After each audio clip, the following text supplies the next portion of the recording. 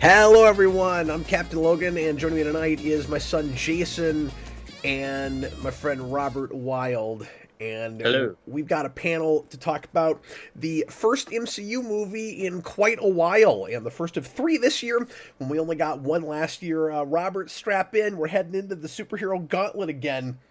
Yeah. I feel like we've had some time off. Well, I mean, Sony gave us a smorgasbord to enjoy last year, but for the MCU, all we really got was Deadpool and Wolverine because movies like this were supposed to come out last year. Right. Yeah, this got delayed twice. This got delayed like a full year ultimately. Yep.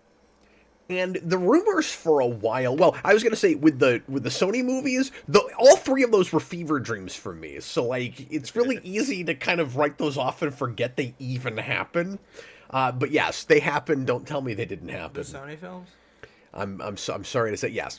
Where we didn't have like an onslaught from all the different superhero movie or like companies making superhero movies last year, but Sony won the year and then possibly never again. Yeah.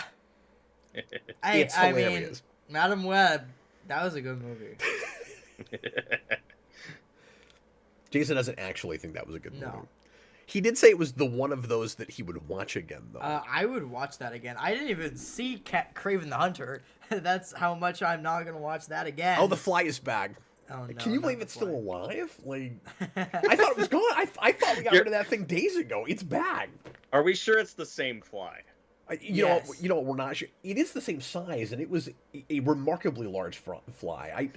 I think there's every possibility that that fly has either super soldier serum or Ninja Turtles ooze. Like something is going on. You almost said large fry. That was I hilarious. did, yes. I would like a large fry. Okay, so anyway, let's get into Captain America: Brave New World. What I started to say a minute ago, Robert, is the rumors for a while were this movie was so heavily reshot that they basically like remade the whole thing, and Anthony Mackie and a couple of other people involved claim that it was only kind of like uh, normal reshoots plus like two or three like big set pieces that they decided to change because test audiences weren't very happy with it, and I'm like, well, that sounds significant. Mm-hmm. Yeah. Not to jump the gun or anything. Yeah. But based on everything I've read or at least heard and seen surrounding this movie, I feel like the basic like skeleton of the thing, like beginning, middle, and end, is more or less probably what it was always intended to be, but with major changes in the seams in between, with supporting characters and the ending and stuff like that. And, like even more Which so we'll than get into something later. like even more so than something like Quantumania, which just had a like massively retooled third act. It sounds like this had tons of puzzle pieces shuffled around. Like starting all the way from the people feel like the title is too controversial, so we got to change that. Like they already had massive changes before we even knew very much about this movie, and then because I don't even know how far into shooting they were, Robert, when they'd already changed the title. I don't remember. This has been going on for so long now. I can't keep up with all of it. And I didn't follow the production of this super close or anything, but yeah, I mean, Falcon and the Winter Soldier was what, like 4 years ago? yeah, It's been a minute. yeah, that was only their second show, and then this was greenlit like middle of 22,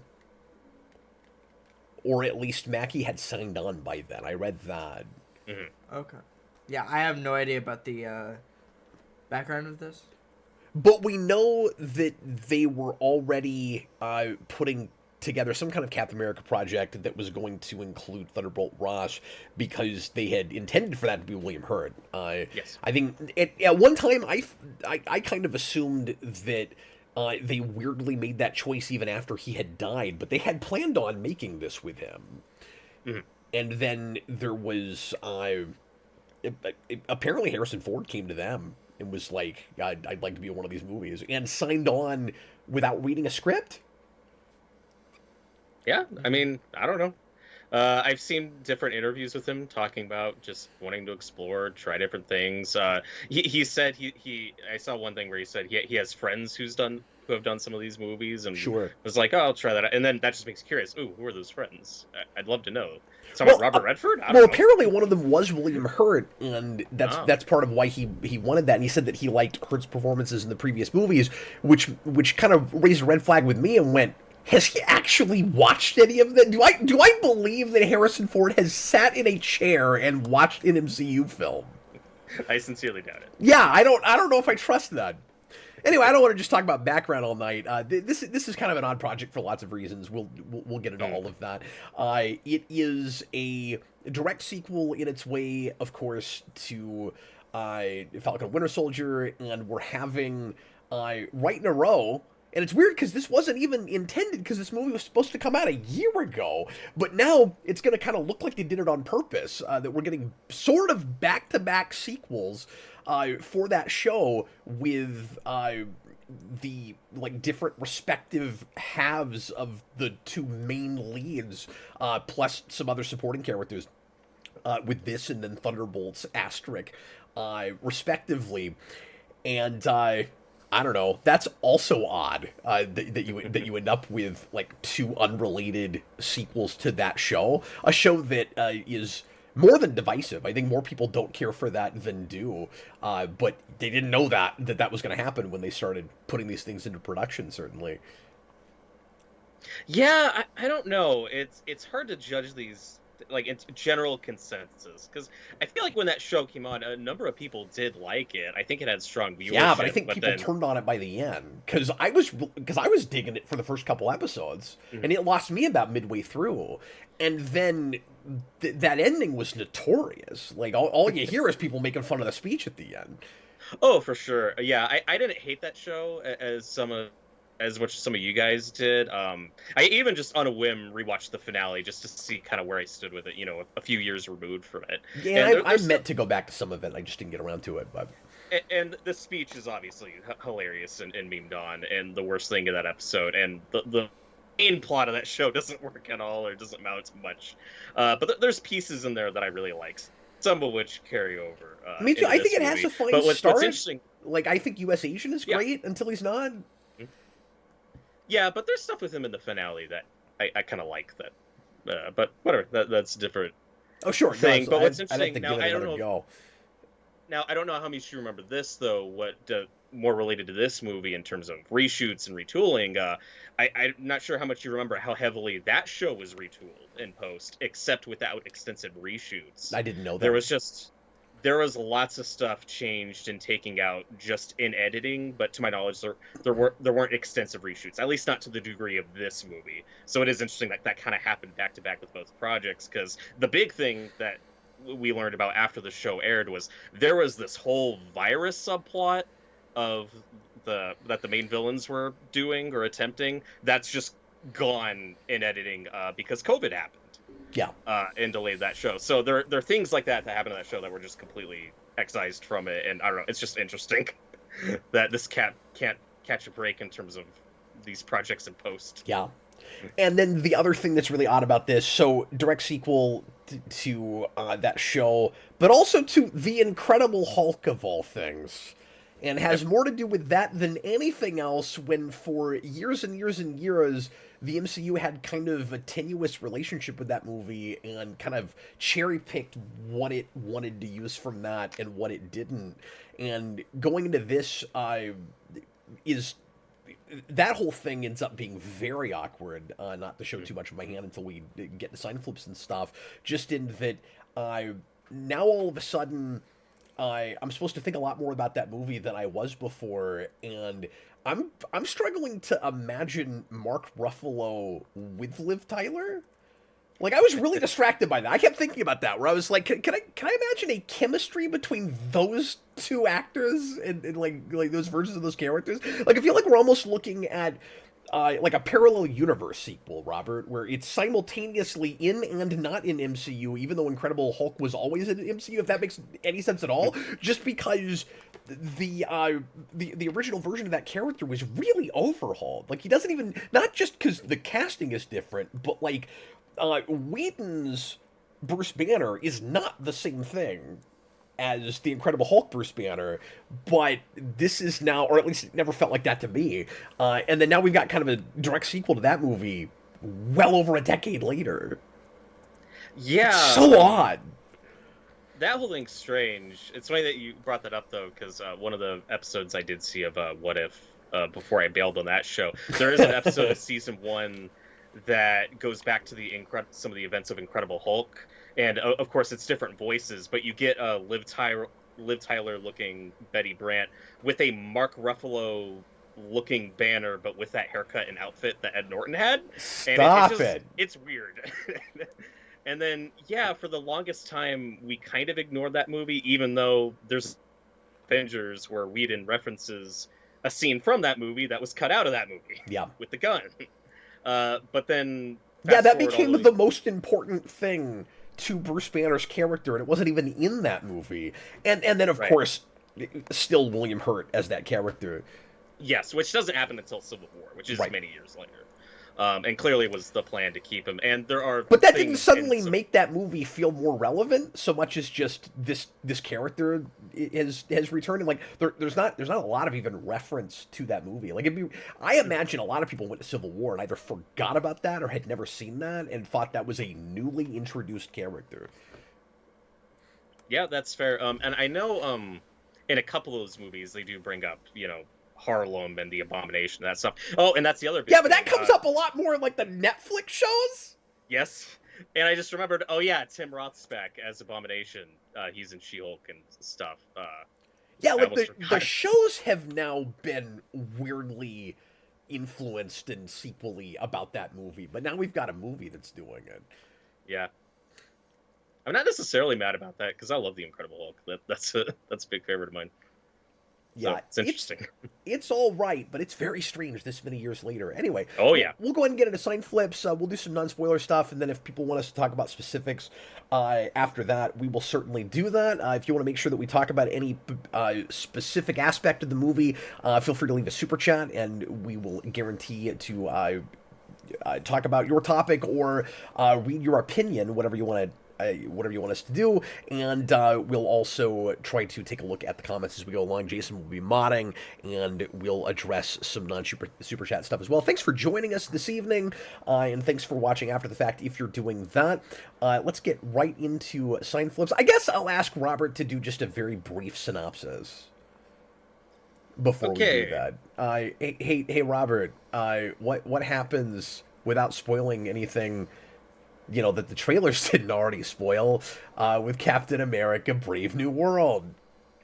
So in Captain America and the Big Red Hulk, we find Captain America back, once again played by Anthony Mackie, and as we were alluding to earlier, remember the Incredible Hulk? Well, General Ross, he's the president now, and he wants to get his hands on this celestial juice that I don't think I can say, because I guess that's a spoiler, but remember Eternals? We're also paying that off.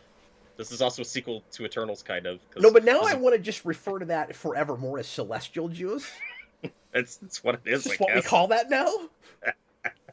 But everybody in the world, the Brave New World, if you will, is trying to get their hands on this celestial juice. And Ross is trying to do it peacefully because he's trying to be better and less angry. Or at the very least, is interested in positive PR. Because at the beginning of the movie, there's kind of the question as to whether he's really changed, or if it's just about his image because he's just been elected, and there's a lot of clear, social commentary and parallel about recent elections and that kind of thing, and how politicians handle their PR. Mm-hmm.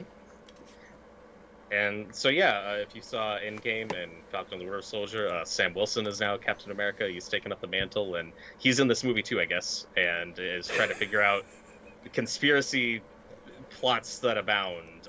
So many twists and turns. Sam Wilson is also in you'll be surprised to know that he's also in the movie with Captain America in the title when he is the new Captain America.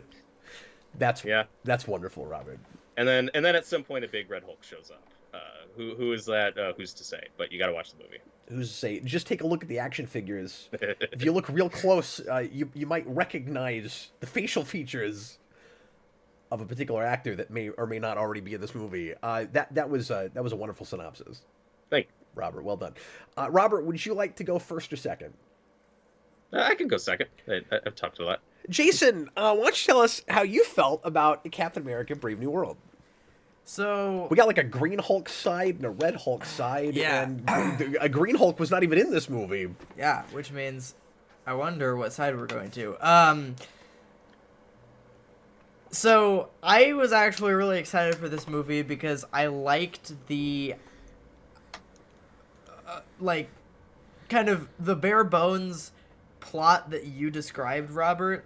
I thought if they ran with that and if they made that a really cool thing and they, added to it, made it super interesting, it could have been a really, really good movie. They didn't. They just did that. Like there's not like what you said is just the movie. There's nothing else.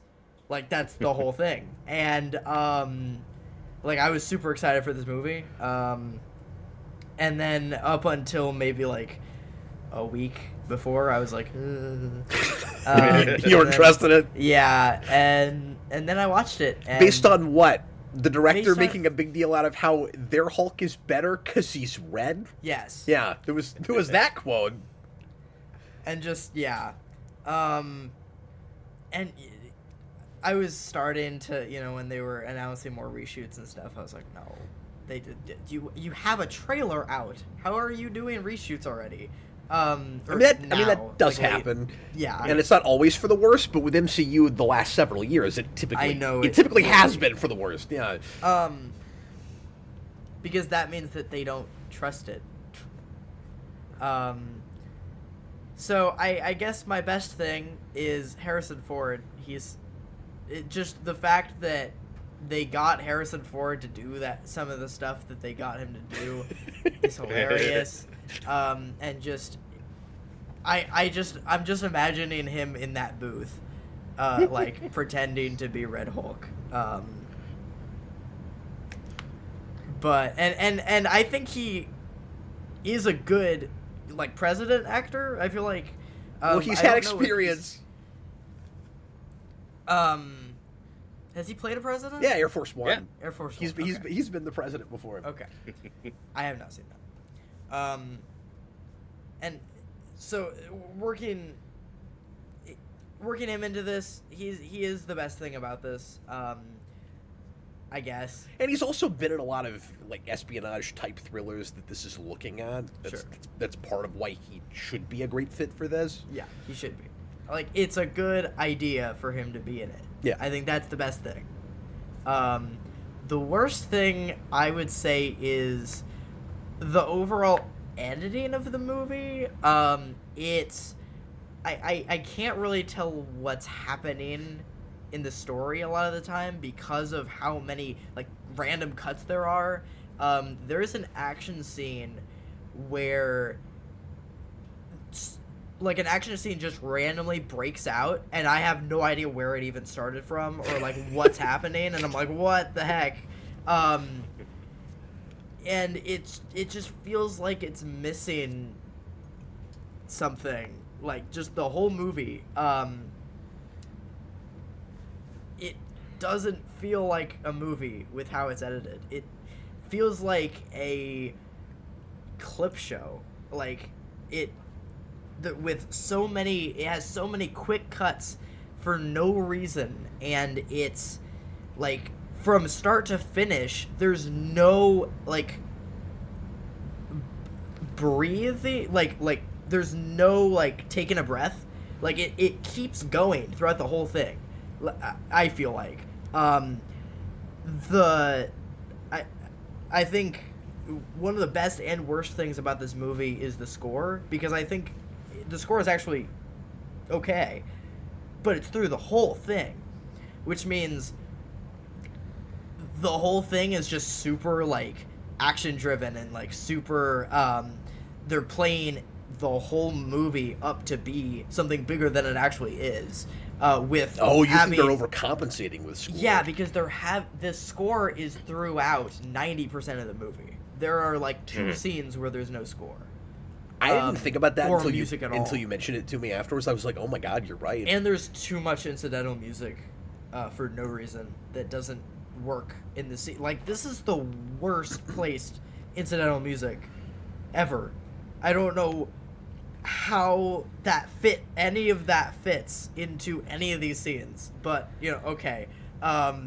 There's like incidental music playing during a random scene in the White House. I don't even know, like, they're just talking in the White House. I don't know why you're playing like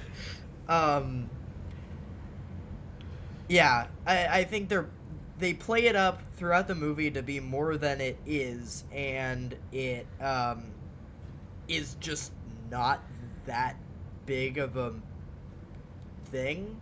You mean more more epic? Yeah, it's not as epic as it is trying to be, and I wish it was, and I wish it was more interesting. I know that one of you will bring up the story and the writing more, but from like more of the editing side, I wish it was.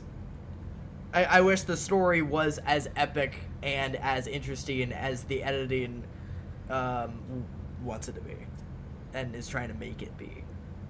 So I'm flipping red because that was nothing. That was a waste of time. You could just read the Wikipedia synopsis. Like, that would be the same thing. And you really expected something from this. I really did. But it sounds like it was even more than just disappointing.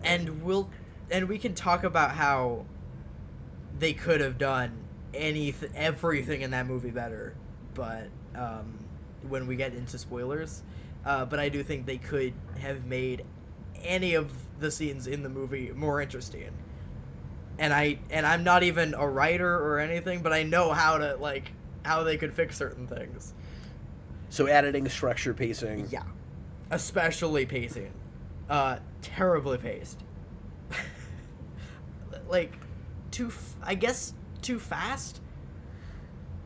Like, pacing wise, like it's just. But then somehow you were also kind of bored. No, I was just. Well, you said nothing happens. Yeah, nothing happens, but there's like too much of nothing. If you get what I mean. Like, it's too much fast of nothing. Yeah, I get that. That was a wonderful sentence. Yes. It was too much fast of nothing. Exactly. Moving right along. Robert, let's get your sign flip, buddy. Okay, I've got a green for Incredible Hulk. Hey, I actually get to use the right movie this time. My beautiful green case. And Civil War red. Even better movie. Loved this movie. One of my favorites. Top 5 MCU for me. Yep. Because these are both tangentially related to this movie in more ways than you'd probably expect. But when you say, yay, I've got the right movie, it should feel surreal to you that is the right movie. That is true. I got to use it. Why is this movie all about that movie? That is an excellent question. Oh boy. Go ahead, Robert. Man, I am like this for a lot of this movie. I'm more on the razor's edge than I've ever been on one of these reviews I've been on with you guys. I certainly didn't dislike it as much as Jayson did, but I also went in with considerably lower expectations from all the reports of the reshoots and problems and delays and stuff. I had much lower expectations going into this than Jayson did, even though I adore the Captain America trilogy. Winter Soldier and Civil War especially are some of my favorites, and I love the Incredible Hulk, so I should have been really hyped for this movie. And it's Harrison Ford as President Ross. That's such a weird but awesome cast, and such a strange and awkward situation. And you like that show more than some of us, because yeah, a lot of people I've talked to just kind of dismiss this movie out of hand because it's a sequel to that, and at least the initial story and script were broken by those guys, which doesn't help. Yeah, at the end of, so before I flip my sign, I will say best thing, since Jayson mentioned Ford, I'll say for me best thing was Anthony Mackie. I think he is trying his best this whole time. I don't think I've yet to see him phone it in as this character, however frustrated or weird he may seem. I always feel like he's giving it his all, and I do really like him in this role. I like him as Captain America. I was always on board with this mantle passing. So I think he does a lot for this movie when he's on screen, when it's kind of about him, because he's the main character, I guess. But worst... Poor Anthony Mackie, man. Yeah. It's But supposed to be worst- your movie. The Hulk stuff just totally takes over. We're sitting here wondering why you even had to be here. But to add on to my best thing though, with Jason mentioning Harrison Ford, like I love him. He's my favorite actor. Even when he's sleepwalking through scenes, he is naturally charismatic. I always love seeing him in things. But there's other scenes where I actually think he's good. We may debate that later, but there are a couple emotional moments I actually think he actually tries and is convincing, or at least for me. But then there's a scene in the opening of this movie, which is this big old exposition dump trying to catch you up on the Incredible Hulk and other MCU stuff. And there's a scene in this movie where Harrison Ford is playing younger General Ross with a fake mustache, and he's on a cheap set, and he breaks a cheap looking podium, and it's amazing. It made me so happy. It's so good. But worst thing, since Jason mentioned editing and structure, yeah, there's a lot of problems. I will say, just to add on to the editing, I think a big problem, what drags the pace down for me, is exposition and exposition in reshoots. There is a lot of repeated information in this movie, and that for me stood out as one of the main issues in terms of editing and the flow of the film. So many scenes where you learn something and then the next scene is just repeating that information to you. It's a big element that really weighs this thing down. But my other for my other worst things, I'll say everything with the main secret villain, which isn't much of a secret, but I don't know. I feel like everyone on this channel knows who the main villain of this movie is. Not talking about the Red Hulk stuff, I'm talking about the other guy. Yeah. Just boy, did none of that work for me. But we'll get into that more in spoilers. But my final worst thing, or dishonorable mention, I'll just say, because it's a petty one. I love the Sam Wilson Captain America suit from the comics, the one with with the white on his shoulders and neck. It's so distinct and different from Steve's suit, and I love it. And I actually like that he has the wings and that combo with the shield. I actually think is really cool. And in this movie, they did drop the cowl because some people thought that looked dumb, and he didn't like filming in it, so it's back to just the goggles. I'm fine with that. Whatever. I love that suit. And then, see, if you're watching this video, halfway through this movie, for absolutely no reason, he trades that suit off for another suit that's just like one of Steve's suits. It's so boring. It's just a hybrid of the Winter Soldier suit and the Civil War suit. That's what it is. It's just a basic Captain America suit. That's my other worst thing. It's very petty and minor, but I don't care. It really bothered me. Because for no reason, he opens a cupboard, we're looking at the white suit, and then he just pulls out another one.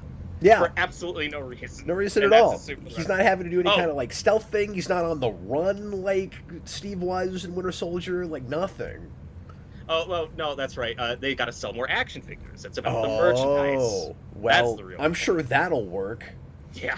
Yeah, there's a lot of Funko Pops and stuff of him in this outfit. I have, Oh my God. I have a feeling we're going to see some of this stuff on the shelf for a while. I don't Yeah. I don't know how many kids even care about some of this stuff at this point. Like it's not even necessarily just this movie and like knocking this character or anything. Like I don't actually know.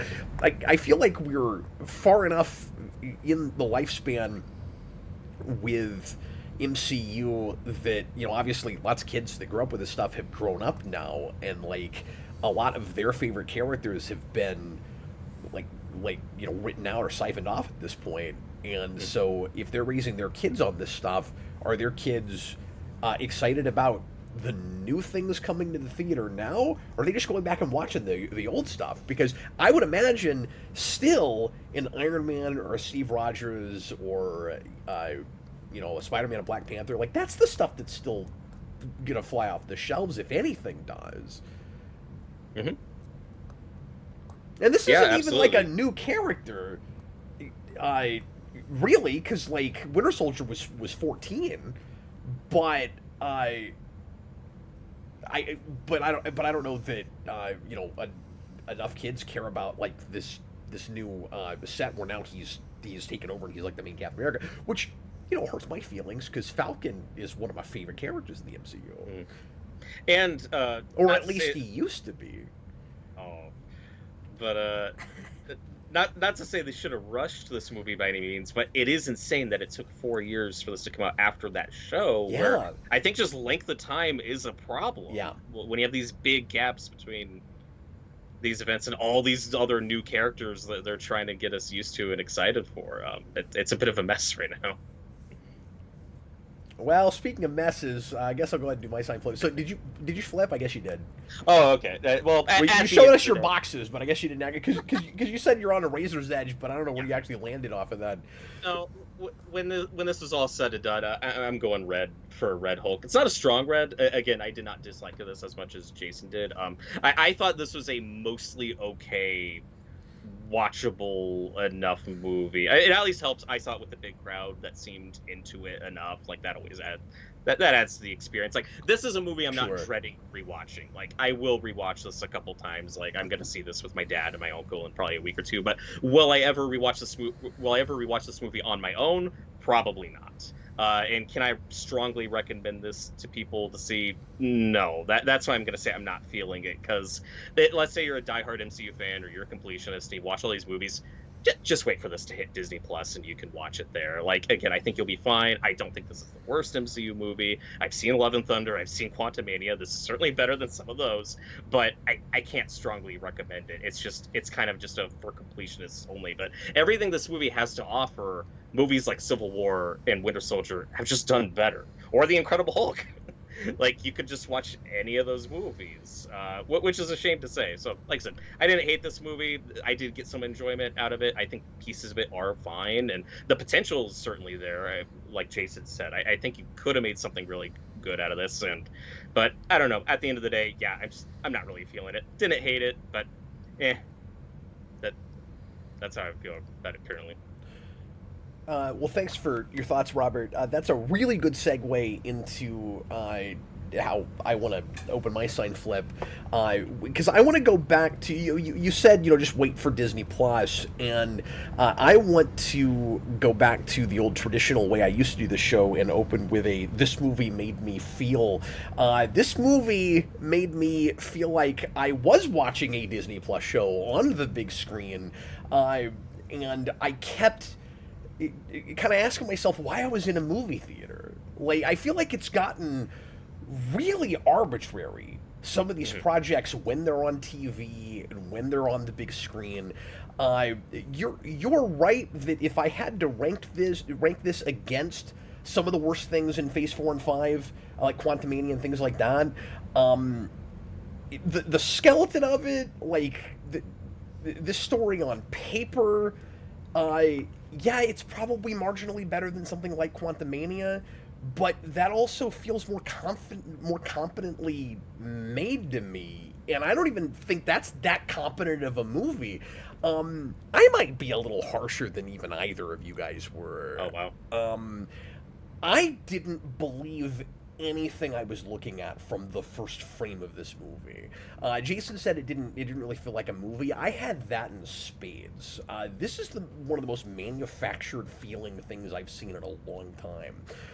When Jayson is talking about like editing and pacing, and how it's so weirdly quick cut, you add that to really clunky dialogue. Robert was talking about like exposition and repeated information. It's more than that. It's a lot of super forced exposition, and it's incredibly overwritten. I just didn't believe anything. I didn't believe that these actors were playing real characters much of the time. I didn't believe, like, I'm with you, Anthony Mackie's doing his best, but he's got nothing to work with, and it's even worse when it's overcompensating with pages and pages and pages of dialogue. So he's standing there having to toss out just all of this dialogue, and he looks really frustrated to me, and like he's really trying to sell it.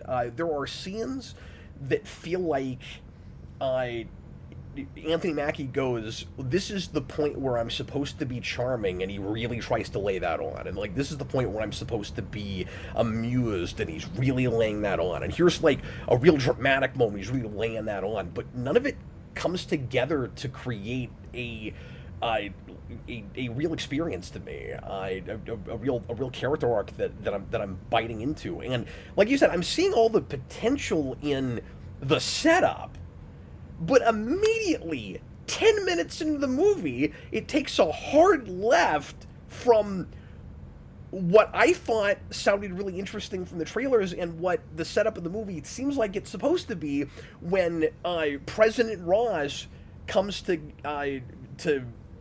Sam to Captain America and says, "I want you to rebuild the Avengers," and then something horrible happens and he's worried about his reputation and his PR again, and then suddenly he's like, "Nope, psych, never mind.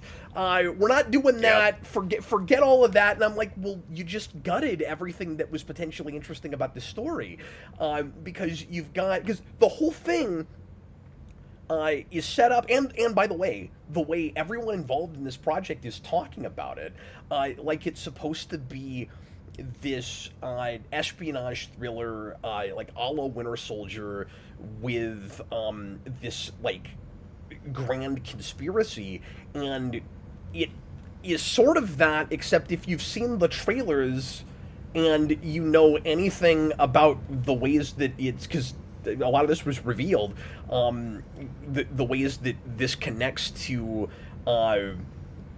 Incredible Hulk, you're not going to be surprised, like Jason said, by any of the surprises. Like, there are no surprises. And I thought, and this isn't me just bringing what I wish the movie had done to it and like rewriting the thing. It really feels like this was what the point of the movie was going to be. And then at some point they went, psych, never mind, let's go as uninteresting as possible.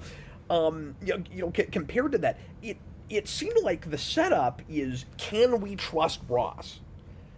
Like, has he changed? Is he just playing Captain America? Is he going to be like the villain from Winter Soldier again? There's all these potential really cool parallels in the first 10-15 minutes between with both Winter Soldier and Civil War, and you even could have had some cool parallels with First Avenger, just with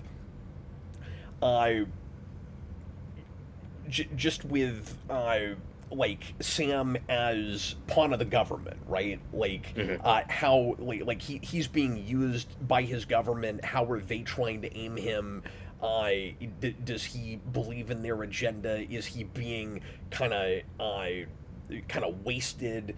Kind of just a figurehead for no good reason, like you had with First Avenger. This easily could have been that entire trilogy, scrunched down into one cool, tight package. And I just think every cool opportunity it has, it totally wastes. It just squelches it constantly. So. Best thing, worst thing. Best thing is really hard for me. I didn't think really anything worked. That like when people and like, I know I'm gonna get some flack for this because I'm seeing some folks in the comments that actually enjoyed this, and that's great. I'm glad you had more fun with this than I did. Again, I saw a lot of potential in it, but I just felt like I was watching, I always say kids playing with action figures, but like it's not even that kind of fun. It's more like just boring marionettes to me. Like I'm seeing all of the like writing and rewriting and more rewriting behind it. I can just see all the fingerprints like all over the prints, and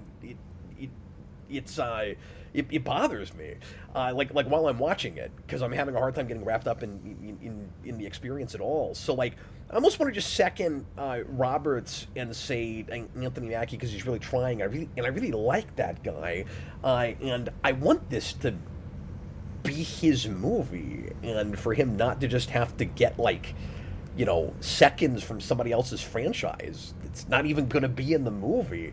Like that's irritating. But even beyond that, like, if he had a really good, solid character arc, and I don't feel like he did on one viewing, really, would it have been kind of silly that he is dealing with somebody else's rogues gallery, and it's not even really, Captain America villains past Serpent Society for 5 seconds? Yeah, but at least he would have gotten, a good, cool, character-focused story. I feel like too much of this is kind of rehashing the TV show, where because it seems like right away it's going, okay, we're past his waffling about or being self-conscious about whether he really deserves the mantle of Captain America. By the end of the movie, he's kind of just still doing that. I feel like the whole movie he's just insecure about that, and he's going, I don't have powers, I don't know if I deserve this suit. Lack of powers, lack of experience, and I don't know if I'll ever be good enough. Minor spoilers. He makes a big speech about that at the end. He's like, I still don't know if I'll ever be good enough. And I'm like, I'm not totally sure what I'm supposed to have taken from his from his arc through this. I'm trying to give you a best thing, and all I'm doing is complaining some more. I had a hard time latching onto anything with this. Harrison Ford, I guess, is fun in places, but again, it felt like he was just kind of reading dialogue. A lot of places I didn't feel like it was actually a performance. I have a cheeky best thing, but I'm not going to be like that. I'll give that later, because also it's a spoiler thing. So yeah, I'll just second Anthony Mackie, I guess. There's some action here and there that's fun enough. That's kind of serviceable, but guys, my worst thing is this is because you stole editing and Robert stole exposition, so I'll say this is not a cinematic experience. I did not know why I needed to be in a movie theater to watch this movie, and I like I said, I felt like I was just seeing more Disney Plus, and that was kind of embarrassing. And even some of the Red Hulk stuff at the end, I felt like this is what CG Red Hulk would look like on television. I really had that. There are some shots that look fine, but I wasn't wowed by anything. And MCU has a track record, has kind of a reputation, talking about reputations, for not always having the best integrated CG. This was on a different level for me.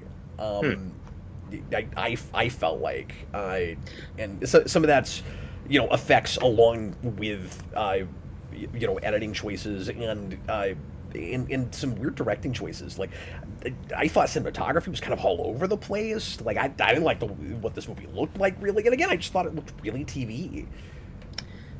Yeah, visually, it was kind of just par for the course for me, for what we expect from modern MCU. This has been a problem for a while. Black Widow, I don't think is a much better looking movie than this. Personally, shoddy green screen, mediocre CGI. Yeah, we've seen a lot of this in the MCU.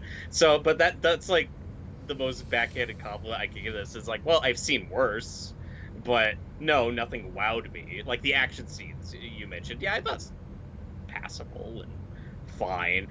None of them are amazing. None of them are best in the MCU. But I've been on this MCU train since day one, and I've seen a bit of the shows now, and yeah, it's not the worst I've seen, but it's not a high compliment. And I mean, Secret Invasion, I still think is by far the worst thing the MCU's ever put out. Secret Invasion was a complete and utter failure. Would you agree with that? Oh yeah, but the thing is, we saw that on Disney Plus. That wasn't in the theater. That's what I was going to say. Is you're adding fuel to my fire, because now what we're doing is we're comparing everything to the standard is turning into TV instead of movies. When Disney Plus first started doing projects in the MCU, and WandaVision looked great, especially initially. The hope was that they wouldn't get too overly ambitious, and you wouldn't be thinking too much about small screen versus big screen, where everything would just feel like it fit, and you'd be able to kind of compare them in that you'd go, well, this still feels like a cinematic experience. We're just not doing things that you necessarily have to see on a huge screen. And now what's happening is you're the center is going to television. I feel like that's not what you want. Can I counter that just a little bit though? Yeah, I mean, I'm probably not going to agree with you, but go ahead. What does separate though the Disney Plus model from what we consider traditional TV is they're making those shows with like $200 million budgets. Like they are putting movie budgets into those shows. And what we've been conditioned to with the MCU of rush CGI and mediocre effects has now just trickled down into those shows, but they're all kind of on par for me. And to me, there isn't as much a distinction as comparing like a Breaking Bad to this movie, because those Disney Plus shows are still made with like $200 million budgets. Yeah, and a lot of the time I don't think you can see it. Like I do think those shows look worse than most of the movies. And obviously it should go without saying, this is a result of too many projects and overworked and underpaid VFX artists. Like we're not blaming any individuals. Absolutely. Working on these, like many issues are I think a lot of the latest MCU stuff from the past 5 years look worse than stuff 10 years before it in the MCU. Absolutely. Like, this movie doesn't look great. And no. I agree with Dad, that it does look like a Disney Plus show, and it should, because it's a movie, it should be better. Like I feel like it needs to be better. It needs to be better. Ren Davis says, "What do you mean, Cap? Sam had an amazing arc. He went from not wanting the serum to joking about needing it. Brilliant arc." And I don't know if he's being facetious or. I think he's being facetious. Yeah, and I mean, like when you get to the end, I can't even tell how much he's joke. Well, yeah, he's not talking about the very. He's talking about when he's dealing with Red Hulk. There actually is that moment he's talking about. I actually did kind of snicker at that. Like I got a chuckle at it. I just on the performance side more than writing side, I guess. But yeah, at the risk of really taking off people that enjoyed this, there were places, and I don't mean to sound hyperbolic when I say this. I'm not accusing anybody of anything, because like this probably is not what happened. I'm just reporting the experience I had. There were a few places with this overcompensating writing we're talking about, Robert. It's there from. I mean, it's consistent. It's there from the very beginning. Where I couldn't help but wonder if it was possible that at least bits of this were fed through AI. Like I did wonder that. I mean, from the first line, because there were just some really super awkward lines of dialogue that I'm like, no human being would talk like this. And obviously, I've seen plenty of movies where just bad writing gives us really inhuman lines of dialogue. But you're also talking about a world now where people are starting to rely on AI for things and in creative endeavors, and it kind of freaks me out. And then you see some of the posters for this movie, and you go, "Did a human being make that? I'm not totally sure." Or like, is it CG or CG? Is it like AI enhanced? Is it entirely made by a person? And then I'm watching this movie that my $3 million word tonight, Robert, is manufactured. That just feels very manufactured. Where I'm not feeling a lot of humanity in it, and I'm going, did human beings write this? Because apparently, like 19 different human beings wrote this. The kind of all over the place nature that I'm seeing with this tends to happen when you have too many cooks in the kitchen, when you've got so many people rewriting each other, because there are a lot of names on this story in the script. And then I'm also wondering if it was all made by people, or at least while I'm watching it. I had that thought. Yeah. It is funny you say that, though, because the other day... Oh, yeah. But the other day, out of sheer morbid curiosity, I watched the She-Hulk season finale. which is now already over 2 years old, if you can believe it. I forget. Isn't Did that you ever nuts? watch that? I don't recall. We did it on blind stream. Okay. Well, I don't know if you remember this, but in the ending of She-Hulk, when they break the fourth wall, Yep. they make some sly kind of self-deprecating humor about, haha, those effects artists, they're on to their next project. Yeah, they got to work a lot. Yeah, very funny, Marvel. And also the big reveal of that show is that the MCU is structured and written by an AI, Yeah. and that's just kind of funny when you're 2 years on from that. It's not that it makes that show better. No, it makes it worse. That this is where we're at now, that we're having those genuine conversations of did AI Yeah, like, write this? I are don't you? know. And were they that out of touch where they were like, "Oh, Yes. we'll just come right out and, like, point out these horrible things we're doing, Yep. and because we're self-aware, people will accept it, or they'll assume that it's so out there, there's no way it's actually really happening, and we'll just hide in plain sight." Yeah. Anyway, I found this more than disappointing. Because I came into this cautiously optimistic as well, and this is one of the best trailers for a bad movie I have ever seen.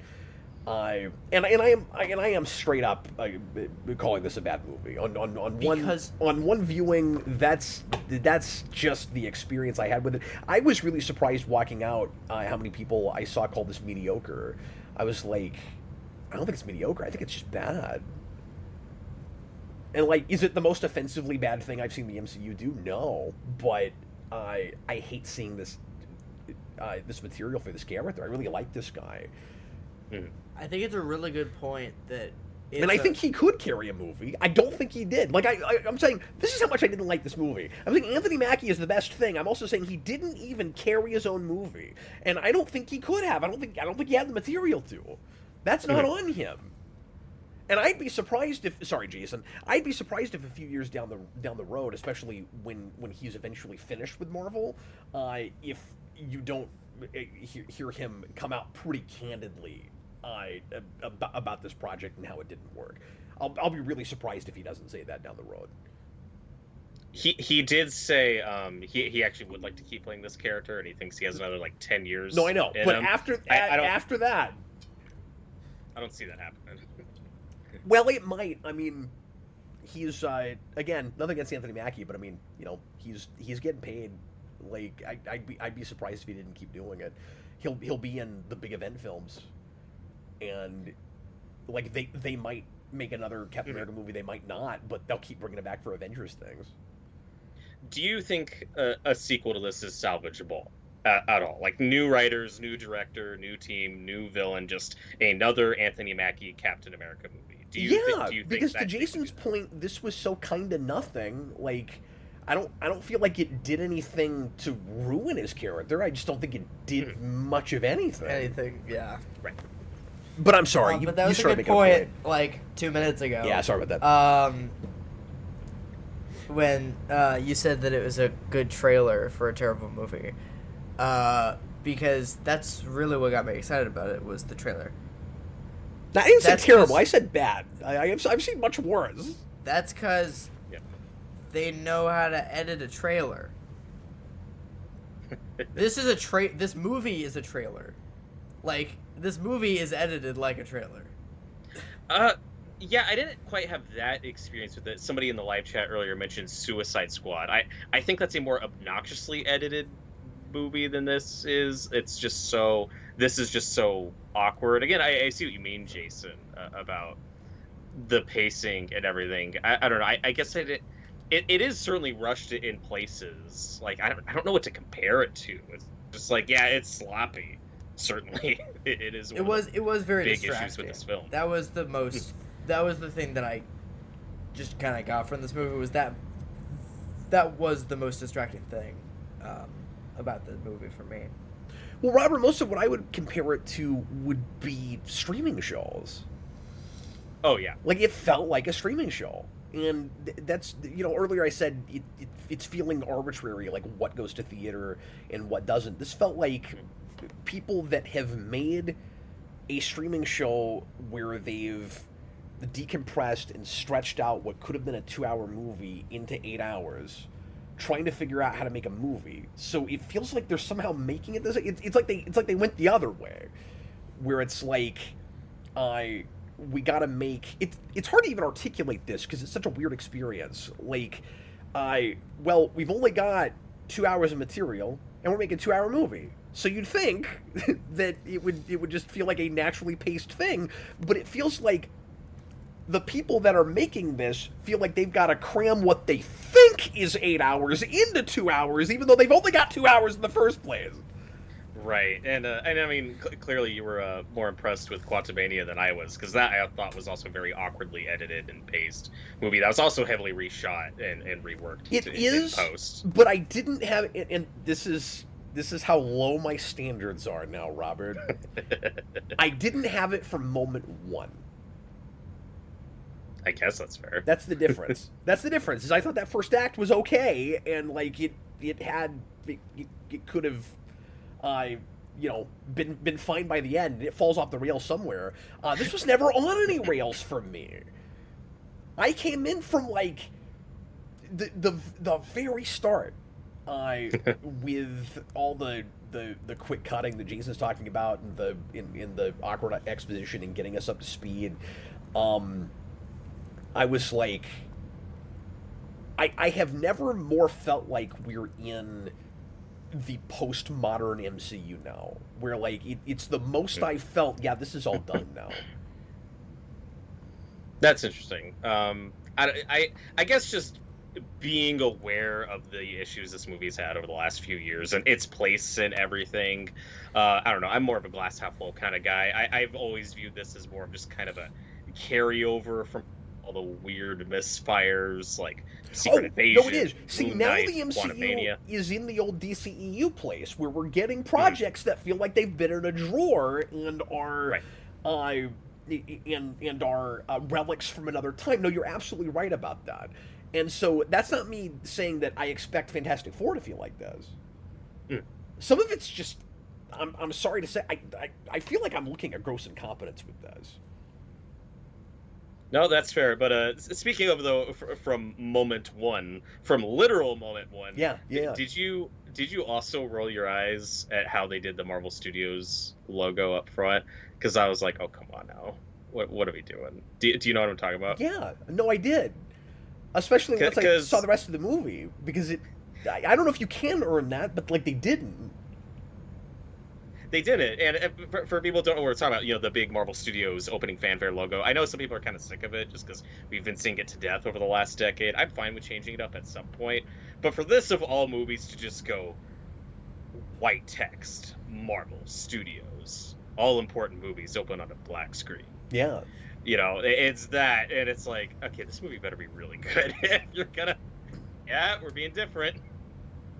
I don't know. It's a nitpick, but I did roll my eyes. Well, it's got the Black Widow problem for me in that I keep saying for me because I know some folks in the comments tonight are not going to agree with some of this.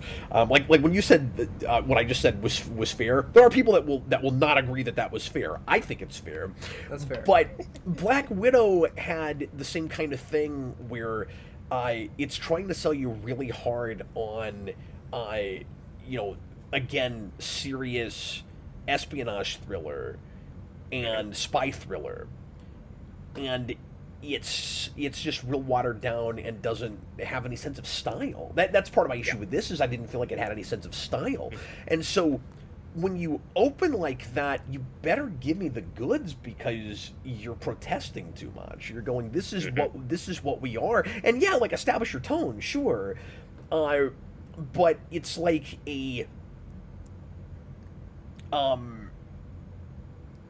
it's like a movie that doesn't know how to give you that experience, just screaming at you, this is the kind of movie we are. And again, the difference is Black Widow had an opening credit sequence that would have been perfect for the movie it should have been. And this didn't even give us that. Like, at no point did it feel like that kind of a movie to me. It felt like 8th graders making an espionage thriller. Well, especially when you have subplots that are like, yeah, we've done this all before. Remember Civil War? Yeah, it's taking us a long time to acknowledge, oh yeah, I've kind of dealt with this situation. If we're not deep in spoilers yet, Yeah, it takes a and we while. can totally get into spoilers now. Yeah, You yeah. know what's really Yeah. funny? Robert was talking about earlier how this movie has so much like repeated exposition. This movie is so nothing that we've said all our things twice in the hour. Sorry about that, folks. That's what this kind of movie does to me. John Kelling, I thought the Marvel Studios logo was supposed to infer the subliminal messaging that's used as a plot device throughout the movie. Is there sure. flickering? Yes, I don't yeah, it's not flickering. I didn't get that from it. If that was the idea, that's not a bad idea, but it also the whole movie doesn't have the flavor of that though. No. And the flavor of the trailer that made it feel like it was going to do a lot more interesting things with the subliminal message thing. Also, yeah, let's get straight into spoilers. Our heroes are made to look like absolute like Power Ranger level idiots in this. Where like it takes Sam 19 years to figure out what makes Isaiah Bradley, is that his name? And the other three guys that were subliminally flashed by their cell phones to try to assassinate the president, takes him forever to figure out what's going on. And the movie it's treating the audience like idiots, and it's acting like this is a way more original and clever plot point than it is. Like, yeah, we've all seen this before. Let's stop acting like this brand spanking new. Like, it treats that... This is hyperbolic. I was going to say, it treats it like it's as clever as the Hydra reveal or something. Maybe that's not even the problem. Maybe it's just... It's so hand-holdy. And either trying to make... either worry the audience is too stupid to understand what's happening, or trying to make a really simple plot point look way more complicated to artificially make its hero look smarter than he is. It's one of those two things. Yeah. Well, and it takes what I was alluding to a minute ago. It takes Sam a really long time to even bring up, this whole Manchurian Candidate thing we're doing with Isaiah Bradley. Like, oh yeah, I have a friend. This happened to him before with trigger words and stuff. He says that in a scene in a car that was definitely a reshoot, and I know why. So in the original version of this film, who knows if that even ever came up. But why he doesn't say to the president, to Ross, a few scenes earlier, hey, maybe it's mind control. I don't know. We've dealt with this before. Yeah, it's like...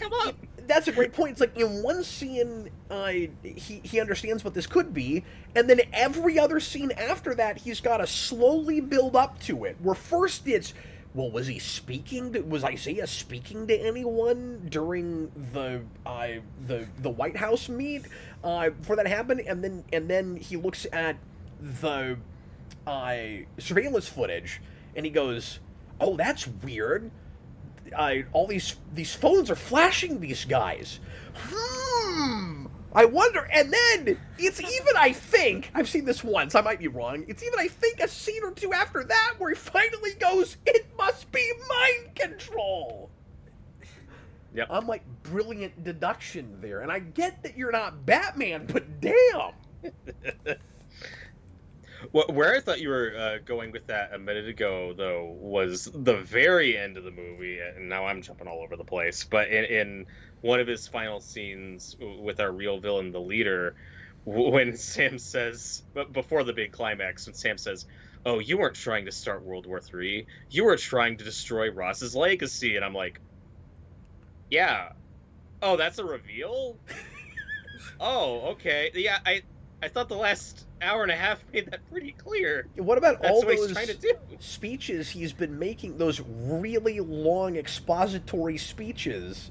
The leader's dialogue is really bad, but like everybody's dialogue is really bad. But his especially, he just keeps constantly posturing and lamenting about how Ross has ruined his life Yeah, duh. Yep. Like, no, you're right. They make a reveal out of it's a revenge plot. I'm like, yeah, yup. And also, why are you patting yourself on the back for like the 900th, like really typical revenge plot? Mm-hmm. I bet you didn't think it was going to be revenge. It's funny. Yes, I don't know where to. I don't know where to go with this because there are some people, there are plenty of people who aren't into superhero movies as much as we are, and that's fine. But they'll even watch something like Winter Soldier and say, "Oh, I don't get it. That's a dumb movie. It's just action," and we think that's insane. This does feel like, this feels like the movie that something like that looks to people who don't like superhero movies. Sure. Okay. And for anyone curious, like, okay, well, why does Winter Soldier work though? Like, we all knew Bucky was going to be the Winter Soldier. We all knew Robert Redford was going to be evil. Like, these aren't twists. These aren't surprises to us. You're right. That's why the Hydra thing works. Yeah. Because they had something in there to pull the rug out from under us. Like, yeah, we all knew Robert Redford was going to be evil. We didn't know it was going to be that. Yeah, there was a mystery.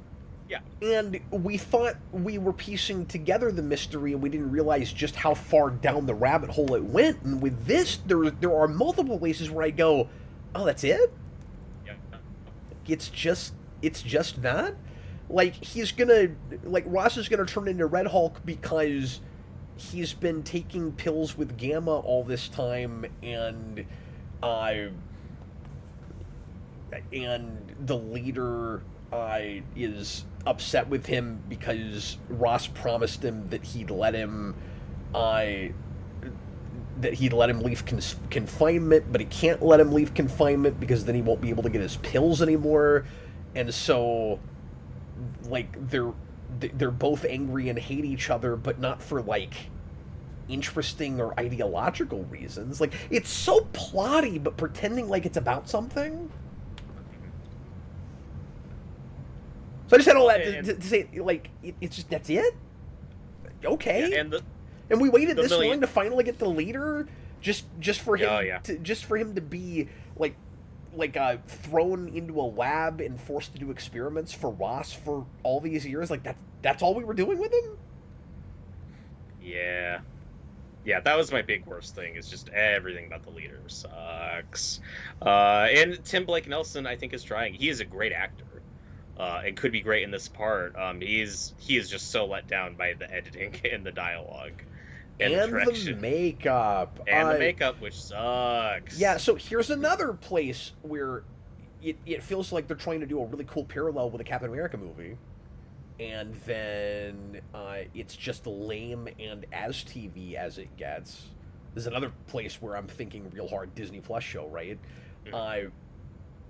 And it wouldn't have been, I would have hated it still, but it wouldn't have been as bad if we weren't, like, building up audience anticipation for it. But we keep showing the leader, like, for an absurdly long time, in silhouette, and like blocking his face so that we can't see what's actually happened to his head. And if you know anything about comics, you're expecting he'll have, like, the big leader head. And then when we finally see him, it's just like kind of a cheap TV prosthetic. Like, he looks like a Star Trek race. Yeah. Okay. Because we haven't complained about the editing enough in this movie. We haven't. The very first time we hear his voice, I don't know if you remember this, but when we first hear his voice on a phone, we cut to him for like a second. And of course, he's silhouette, but it was still this jarring edit of like, oh, that's not. It should just be his voice. You build this up throughout. Why are we... Okay, I don't know. It's just one of those little editing things. Like, the very first time we hear his voice, we cut to him to kind of see him in silhouette or whatever. It's like, why'd you do that? We just need to hear his voice. And just the big lead up of him just, like, in silhouette and, like, oh, man. And then it's just like, that. And it's like, that's not what... Yeah. That's not the leader. What is that? And this is also us talking up top about how, to my understanding, like, beginning, middle, and end skeleton of the thing, this was always kind of the movie we were gonna get. Is you would think, oh, this villain must have been added in reshoots, this whole leader twist, all that must have come later, that's why the makeup's bad.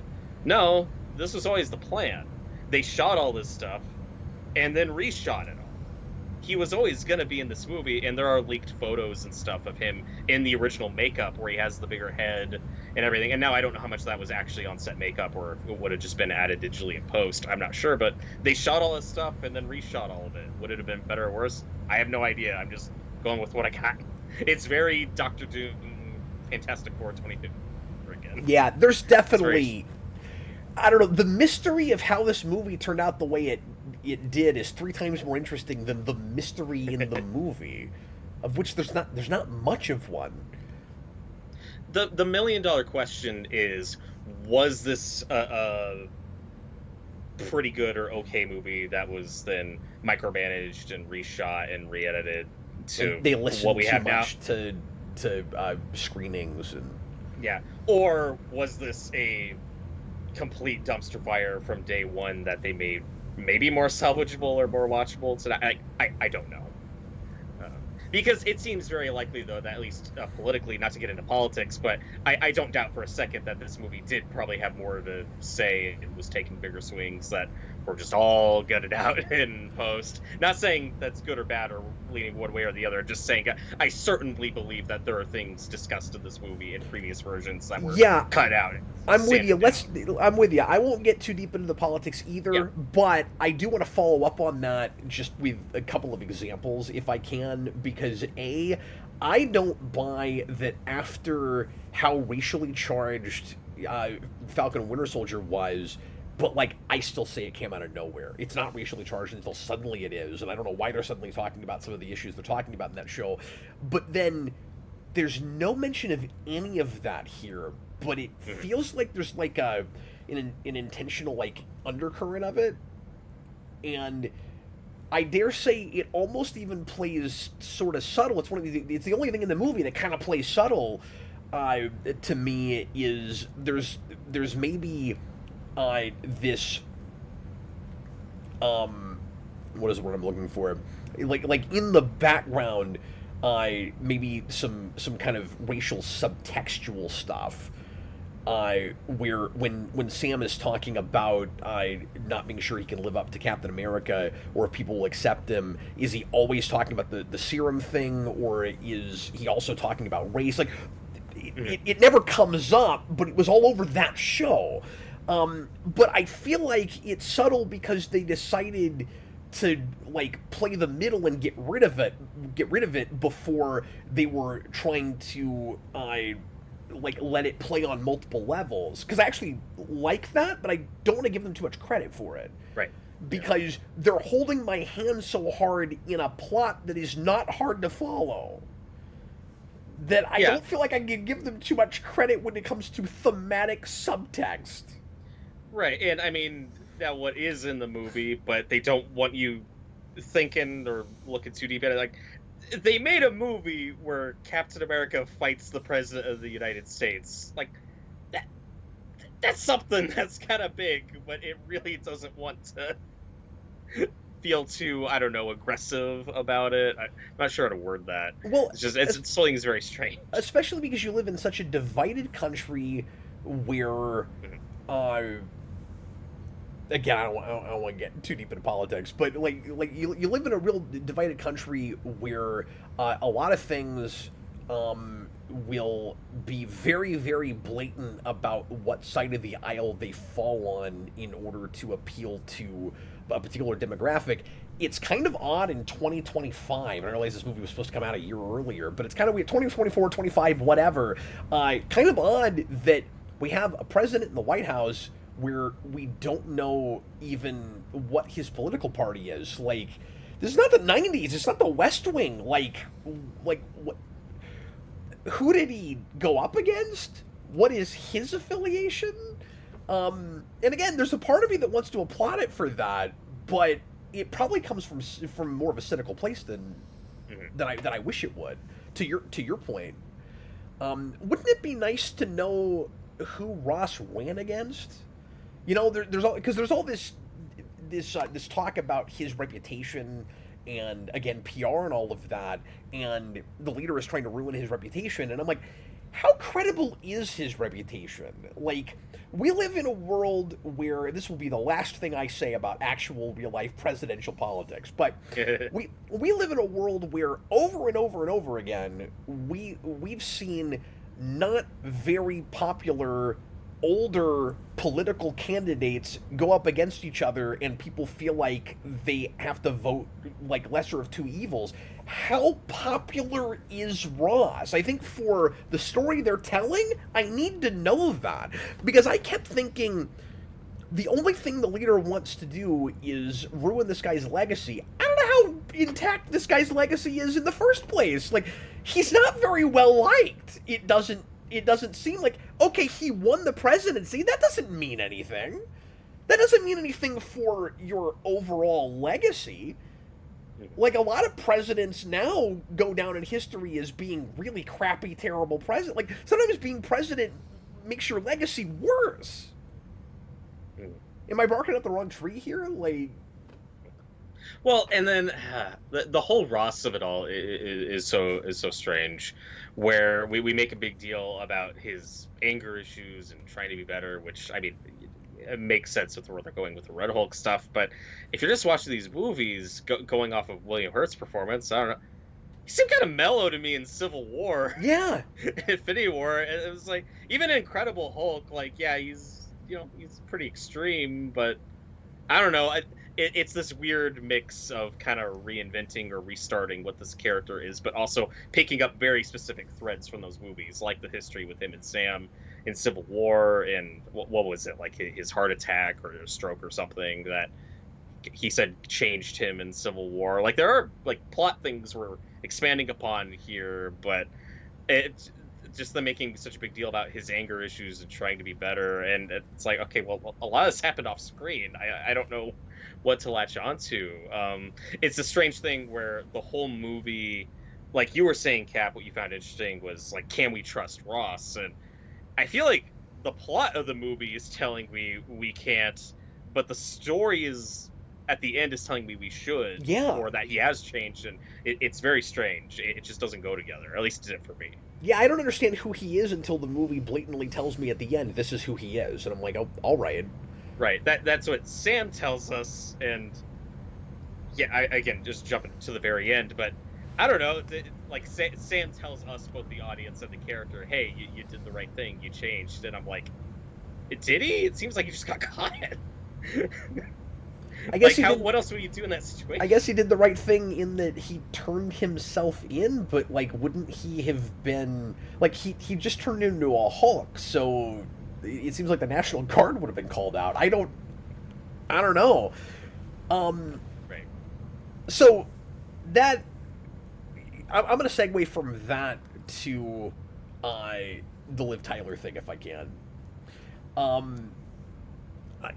Guys, I'm gonna throw out now my my spoilery and very petty best thing worst thing. Because my petty best thing is Liv Tyler actually shows up at the end and she's not just on the phone. Because I didn't follow this project real close, so I didn't know if she was actually in this movie. And I read later that we knew for a long time that she was going to be in the movie, but I didn't. So I wasn't trusting this movie at all. And when she gets brought up at the beginning, I was like, oh great, she's going to be talked about constantly. We're never going to see her. And then she's on the phone, and I was like, is that Liv Tyler or a sound-alike? I can't even tell. And the first line, one of the first lines in the movie is so, like, it's so exposition heavy, and I immediately went, oh no, when he goes, like, oh, where is Betty, my daughter? Like, what? I had to say yeah. that. Thanks. Thank you for that exposition. And then she actually shows up at the end, and I was like, well, at least if she's going to be a major plot point for this movie, she's in this scene. Her billing is oddly high for being in a single scene. Well, it's probably because the scene she's in replaced the scene they shot the first time. Which was what? Do you know? So there's just many. And now, granted, this is all grain of salt. Some of this may be untrue, but we've heard tons of things about stuff that was cut out and changed. Some of it is confirmed. Some of it, who knows? Just if you believe the source or not. But apparently, the original scene, or at least a scene that Liv Tyler shot for this movie, was with Anthony Mackie at Ross's funeral. Oh. So at one point in this version of this movie, he dies, I guess, or fakes his death. I don't know. Well, but apparently that was where we were going at one point. That might have been more impactful. Maybe, yeah. I suppose. Well, I remember when Harrison Ford was first cast, and you know, I love Harrison Ford, and I think he's a good fit for this role. But you were concerned or confused, like, why do we cast an older man for this part to replace this part of this actor William Hurt who had just died? Yeah, that seems kind of weird. And I was always of the mind of, okay, this is probably gonna be a one and done. And also, it's very distracting to get, like, you know, one of the most recognizable faces in Hollywood. Oh yeah. To replace a character that's been around for a while. Like, I'm not saying people don't know what William Hurt looks like, but like, it's Harrison Ford. Right. No, and to then be Red Hulk, where we have a Red Hulk that just looks like Harrison Ford in the face. Yeah, but I kind of loved that. I don't know. It was still a very weird thing just watching this movie, just with him in that part of the movie, reminding me that, oh right, yeah, this is that Ross Civil War, like, yeah, like this history. Like I can't blame the actors because it's probably the writing and reshoots and just the unfortunate of it all. But yeah, I don't feel that history when I'm watching it. You know, the movie has to keep reminding me that this is that character. And then at the end, I don't know. It's very strange. But I always went in this thinking, like, okay, Red Hulk, this is not going to be a recurring character in the MCU. This is probably going to be a one-and-done thing. But they kept him alive, so who knows? Yeah, and, like, is he in the Thunderbolts? Because I read something that he's maybe in Thunderbolts, but I don't know if there's any truth to that. He could have a cameo. Like, I don't know. I mean, this movie, like, I don't know. He's in the after credits, right? We'll see. We'll talk about that whole thing. But anyway, real quick, let me give you my my petty, now spoilery best thing. I'm sorry, worst thing, which is not at all anything like the actual worst thing, Robert. But how you have a movie, and I don't think this has ever happened in the history of superhero movies. If someone can think of an example, throw it in the comments. Do you have this thought, Robert? Your superhero and your supervillain share the same first name, and it's never mentioned. I don't think it's ever happened before. How does nobody...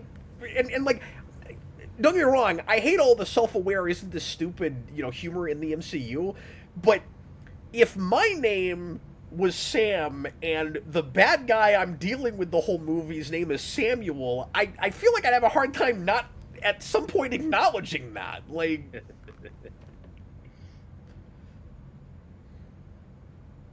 But Dad, that would be too smart.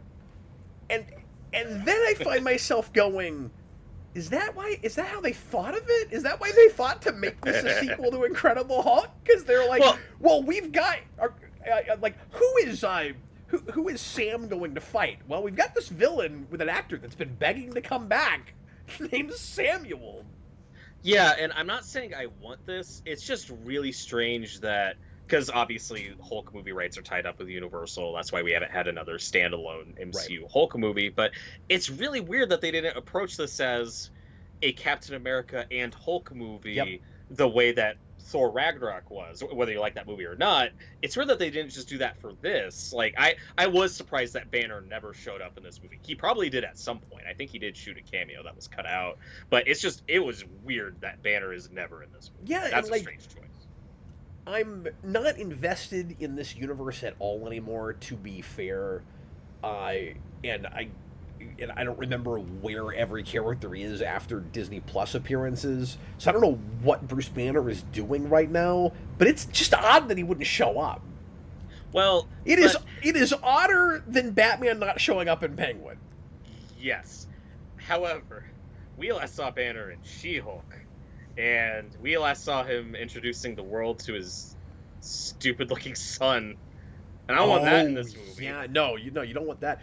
That- But that means that he's not like stuck in a time warp or off planet or in a coma or like if he's around, it's weird he doesn't show up when the Red Hulk when President Red Hulk is rampaging. Yeah, I don't know. It's just a strange thing for me where Banner should be here, but at least for me personally, the MCU version of that character is so far gone and unsalvageable that I also don't care that much. Like, would he make this movie better? Probably not. It's just weird that he's not here. I don't know. I just feel very strange about that. I 100% agree with that. Jason, sorry, you haven't really got to talk in a while. We were talking in the car yesterday. I want you to bring some of this up if you could, just about like places that it seemed to you this should have gone. Yeah. Well, I'm trying to think. I needed it. Well, the first thing is I'm really disappointed that it just boiled down to a mind control thing. I'm really done with mind control plots just in general. It can be done well. The Suicide Squad. But I'm just done with it. We need to. There are other things that we can do with stories. And when it just boiled down to a lousy mind control plot, I was like, okay, this is just kind of nothing. Well, and the MCU has done it before as well. Yeah. Like, Hawkeye was sort of introduced this way. And I have not seen that. Well, Avengers. Oh, yeah. I mean, like, he was introduced for 3 seconds That's in true. Thor, but I That's mean, true. like, his real introduction, he's basically mind-controlled the entire movie. Yeah. Yeah, I didn't think...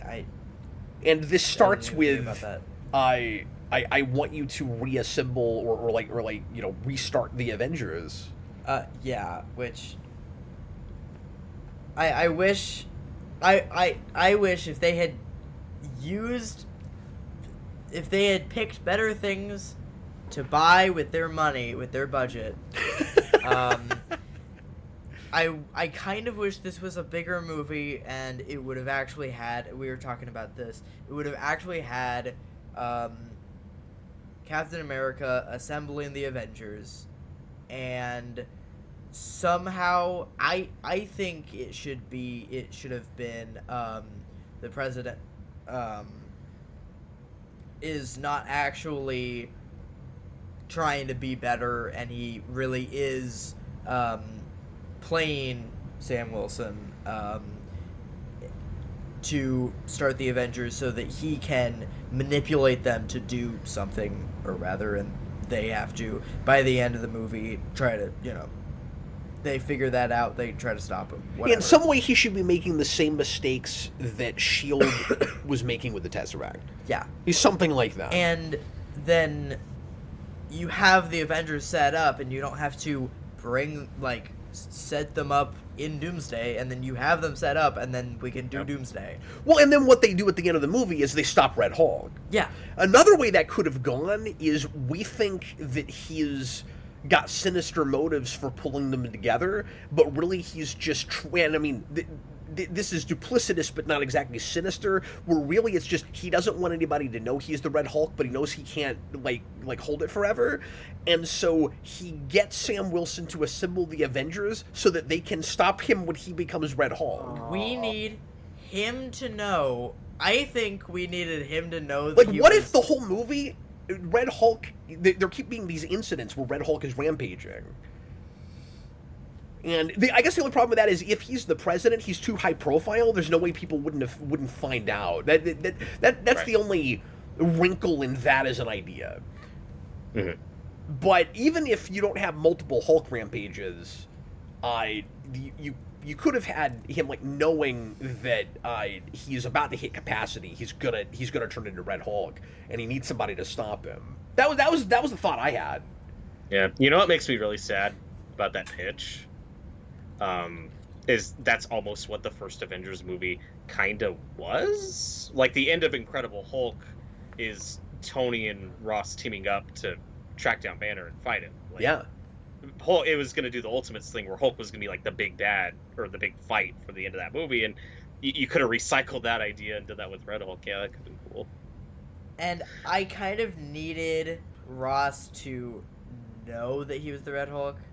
You know, like, I don't like that he's manipulated into being the Red Hulk. Well, you could have had, though, a cool, and I realize that I'm rewriting the thing, but this is one of those places where all my mind does is think of more interesting ideas, because it didn't do very because much. it's got a great What if- concept, and it, like... It's a good setup for lots of different directions. Yeah. What if you have a multiple prong manipulation plot where Ross is sinister or otherwise trying to manipulate Sam Wilson into creating an Avengers team that he can then mold to do a thing.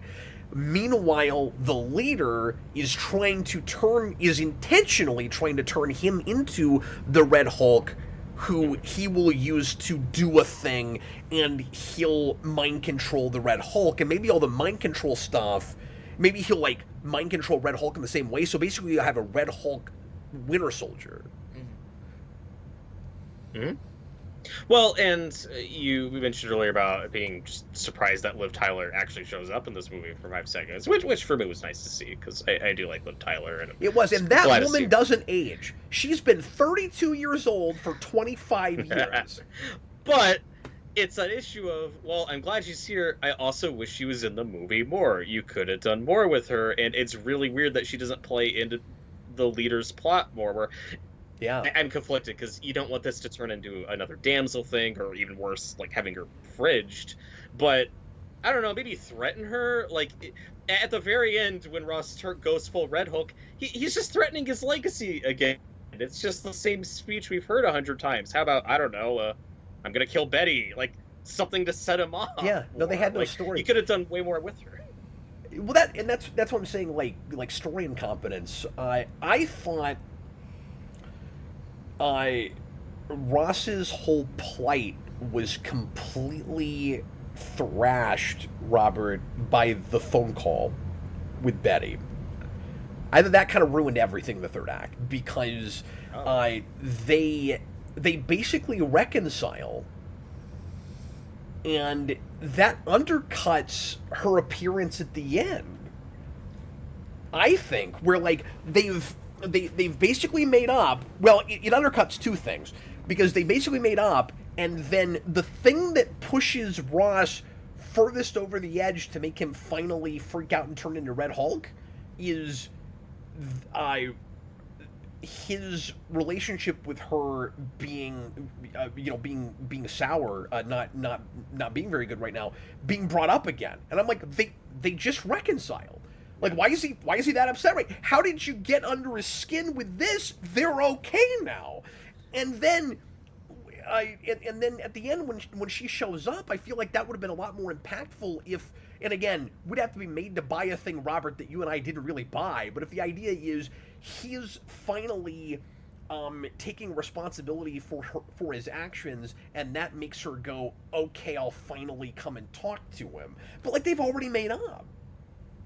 Yeah, I guess in a vacuum, that scene worked for me more than you did, just because I thought it was actually some of Harrison Ford's best acting. Like, I thought he sold No, I'm with you. the emotions of that The moment. scene is fine, too. I'm just complaining about that. Oh, you mean the phone call scene? The phone call. Oh, well, okay. and the ending.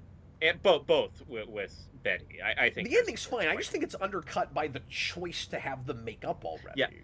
But do you think the phone call would work better, though, if that happened in the first act? Like, we were building his relationship with his daughters, like, if she's in the movie more, like, maybe that's, and then the third act is that all getting taken away from him or falling apart. No, I don't, because I feel like for the mystery to work, but they don't actually have a good mystery, but they want us to be invested in this mystery. I feel like we have to be at a distance from him longer. I feel like that's fair. You wouldn't want us to start sympathizing with him too much early on. You know what I mean? Where like because we're supposed to again think that he's got this like sinister manipulation plot. So now maybe that could be a decent red herring, I guess. But I'm having a hard time talking about this because I don't even know what the mystery would be. Like it could be any of the things we've been talking about, but it's not anything. Well, and my issue with the phone call though is that it's just funny when she says like, "Oh, hey, I probably should have called after the assassination attempt." It's like, yeah, probably. My thought with the phone call was, why didn't this happen earlier? Yeah, it's really weird that she waited as long to call as she did. So I don't know. well, that's a good point too. But you would have had a sense of just how awful and tumultuous their relationship was, if not even an assassination attempt has her call him. And okay, but while I do like the scene with them in the prison, it's really weird that our big final Red Hulk calm down moment when he turns back into Harrison Ford, which is centered all around his relationship with Betty, that she's not in that scene. That's when I was expecting her to show up. Was she's the one who can talk him down, not Sam? So I don't know. Especially that because stood out to me. there's a really bad double beat in that scene where Yes. I don't know if that's the way to put it, but where he's got this this kind of fun joke, I guess, where he's like, "Oh, you were here with the cherry blossoms with your daughter." He's like, "Oh, I really thought that would work," and so the whole idea seems to be, he can't talk him down. He's got to use his head and come up with some other way to do it. And then finally, the writers throw their hands up in the air and go, you know what? All the fans saying that Falcon versus or Sam Wilson, Captain America, versus Red Hulk because he doesn't have a super serum. Yeah, there's a super soldier serum. Yeah, there's no chance he'd win that fight. So I guess he will talk him down after all, even though we just said he probably can't do that. That was awkward. Yeah. Ugh. Unless the original version was Sam kills him or gets him to die somehow in that moment. Yeah, but then sure. they changed it and had a reshoot and added extra speech. It is funny. It's a very Falcon- compromised feeling movie. Oh, absolutely. And with Falcon and the Winter Soldier, though, that show made a really strong point of something I didn't need, but okay, it's the story they're telling. I guess they're making a good point of that show makes a really big deal about Sam not taking the serum and just being a guy. He's got Wakandan tech and the shield and the wings, and that's enough. And if it wasn't for the 2 or 3 times they remind you of that he doesn't have the serum in this movie, he might as well have it. He's still indestructible. Fair enough. Which didn't bother me that much, because I don't know, like we saw Tony survive plenty of extreme situations in his Iron Man armor that by all accounts should have killed him. Like I'm kind of used to that, but it's still. But just for the sake of this story, we're making too big of a deal out of how vulnerable he is, and he doesn't feel that vulnerable. Jayson, take us through some comments, would you? Sure. We have a couple super chats. Yeah, I saw those. Let's do it. So we have a $2 super chat from Bob the Hun. Red Hulk is only in it for 5 minutes. Hell no. Yeah, that's a lot of the complaints I'm hearing because we sold the movie too hard on him. Like, yep. Now this might be a catch-22 sort of situation, Robert. Mm-hmm. The movie did 88 domestically opening weekend, at least 100, if not more. I forget worldwide. Do you think it does even that well without the Red Hulk stuff in the promotion? Like, did that actually, because they banked everything on that, like is that really what got butts in seats, or is it we just haven't had one of these in a while? Because I feel like it's a decent showing for a Captain America movie without Chris Evans in it, and I think it will have a massive drop off next week. We'll see if I'm right, but the word of mouth's not been great, or it's been at least divisive. I think it'll be kind of a steep drop off. It helps that it wasn't $300 million like Quantumania, so it will at least earn its money back probably. Yeah, we'll see. But maybe it won't. Maybe it won't hit. It would have to hit 4, right?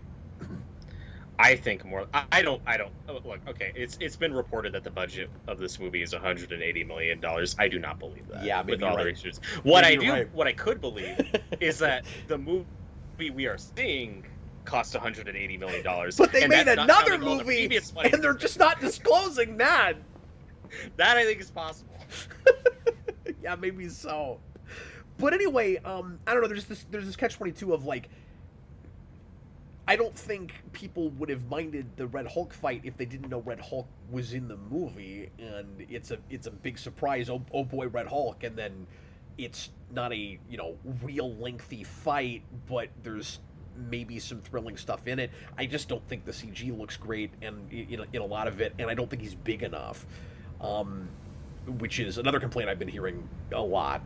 He seems, I can't decide if he's like inconsistently sized or if he's just kind of too small in the first place. But he didn't seem big enough to me. Okay.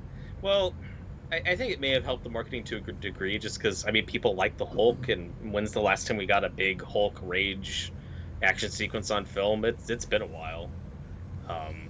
With where we went with Banner and the last couple Avenger movies, so on a superficial level, that stuff was kind of fun. And I don't know, I was probably more impressed with the final action scene than you guys were. Like, yeah, the CGI is not great, and there's some bad green screen in there, but what I got out of that final fight was, I do like superhero final fights that aren't just the hero fights an evil version of themselves. Right. So to finally get that, we had to have a Captain America movie with all Hulk's villains in it. All right. Yeah, but I don't know, just the choreography and the way he uses the wings in the fight, I was like, this is mildly entertaining. No, some of that was fun. It's yeah, I don't know. Again, not anything amazing, but what are you gonna do? Well, he's fighting an evil version of a different superhero, so I don't know. Right. I mean, yeah. Well, and some other people, and I do have friends who said, like, well, I'm just disappointed I didn't get to see Hulk fight Red Hulk, and that doesn't sound as interesting to me. Like, I don't know. That's just. But yes, it is weird that Banner isn't in this movie at all. But like, and Robert, I see your point, but I'm gonna make fun of you anyway because it's funny. It's that the argument you're making would be like if you had a Superman movie where he wasn't fighting like Zod or an evil Superman or something, and you went, yay, I don't have to watch Superman just fight another evil Superman, but what he's fighting is the Reverse Flash. That could still be fun. Well, what do you find more egregious, though? This or Ant-Man going out of its way to invent a new villain out of one of his suits from the comics just to have Ant-Man fight an evil version of himself in that movie? See, if this movie told a good story, I don't think I would even bring it up, right? Right, like, yeah. As it is, they're about on par. But yeah, you want to take us through some more comments, Jason? yeah, we got a $5 super chat from Dan Schneider. I Thanks, just man. want to know Ross's thoughts on mutant crime. How could they have left that Is it out? mutant on mutant crime? Mutant on mutant crime. How could they have left that out? His silence is absolutely embarrassing. We don't even know if there are mutants in this universe at the moment, or if they're very public anyway. I guess are there characters that are supposedly mutants at this point? I think maybe I'm not. Miss Marvel. Miss Marvel, yeah. We retconned her to being a mutant for the MCU. That's right. That's the other thing about this, though, because we haven't actually talked about what the celestial juice is. But the animanium thing makes this even funnier, because it's like we've got a sequel to The Incredible Hulk that is all about bringing us closer to the X-Men. There's hardly any Captain America anything in this movie. Nope. That's why I wore this shirt, because it's kind of appropriate. So, let's talk about the animanium thing for a minute, because I have no idea. Can we talk about how funny it is hearing Harrison Ford say the words celestial and animantium? It's amazing! It put a big smile on my face. I loved it. Sorry. They set up adamantium, and like that's the thing that they're going after, and then they don't do anything with it. Well, it just becomes the MacGuffin for a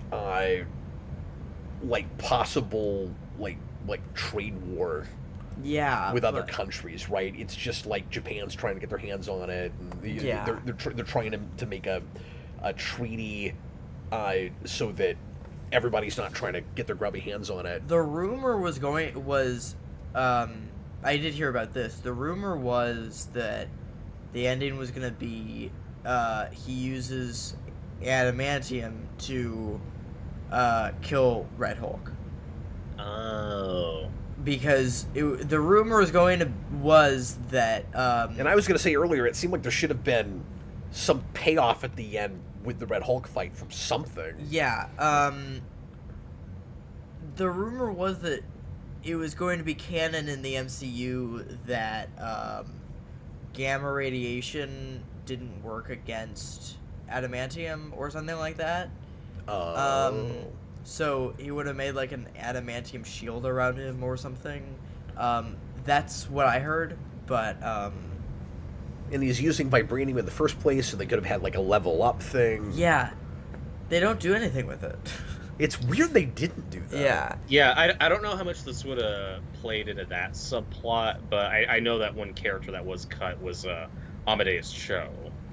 Okay. He was in this, played by the kid who played podcast in the new Ghostbusters movies. Oh. Okay. She's like, but he's out of the movie, so who knows if they'll bring it back. Yeah, that sucks. And while we're on stuff that was cut out, we know that Seth Rollins and Rosa Salazar were actors who were in this movie that they shot, were then removed. They were Serpent Society members. I know she was Diamondback, so all their scenes were taken out Replaced and then with replaced. Esposito. Yes, I wanted to hear your thoughts on him because he hasn't come up yet. Well, I think he's fun. he's just kind of wasted. I mean, it could have been anybody. Yep. He just comes in and does the thing he always does. Like, yep. He also hams it up. I don't know. I don't want to see him keep getting typecast as villains, but me he also neither. does it well. And he didn't get enough screen time for me to care.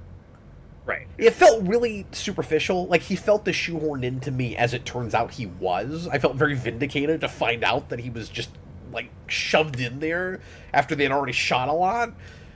And I'm guessing, though, was also partially added for a degree of star power. Like, we need more people in this movie that Oh, people yeah, because they showcased recognize. him so hard in the trailers. Yep. And the posters. Yeah. And he's not in enough of the movie to warrant that. Yep.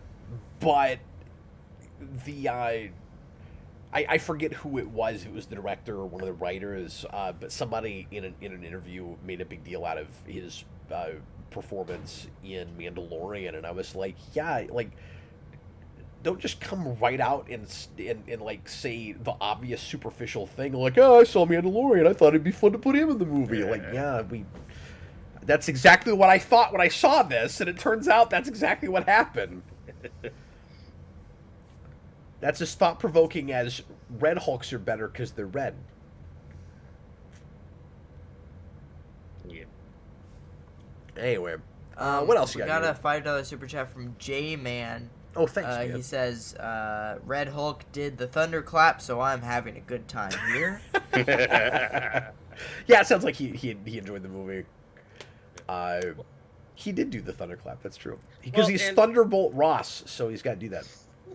And like we were saying earlier, again, I thought the CGI was whatever, but the sequence was fun and entertaining. The stuff in The Incredible Hulk, a movie from 2008, still looks better.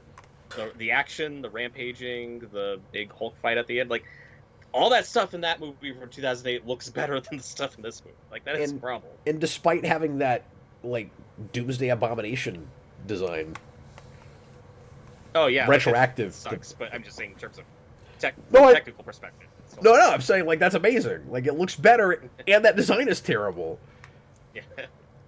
We got a $2 super chat from Chewbacca's lover, and he asks... Yeah, I'm sorry, Jason, it's late. We got to wrap up here. Yeah. He asks, does this movie hurt the MCU going forward?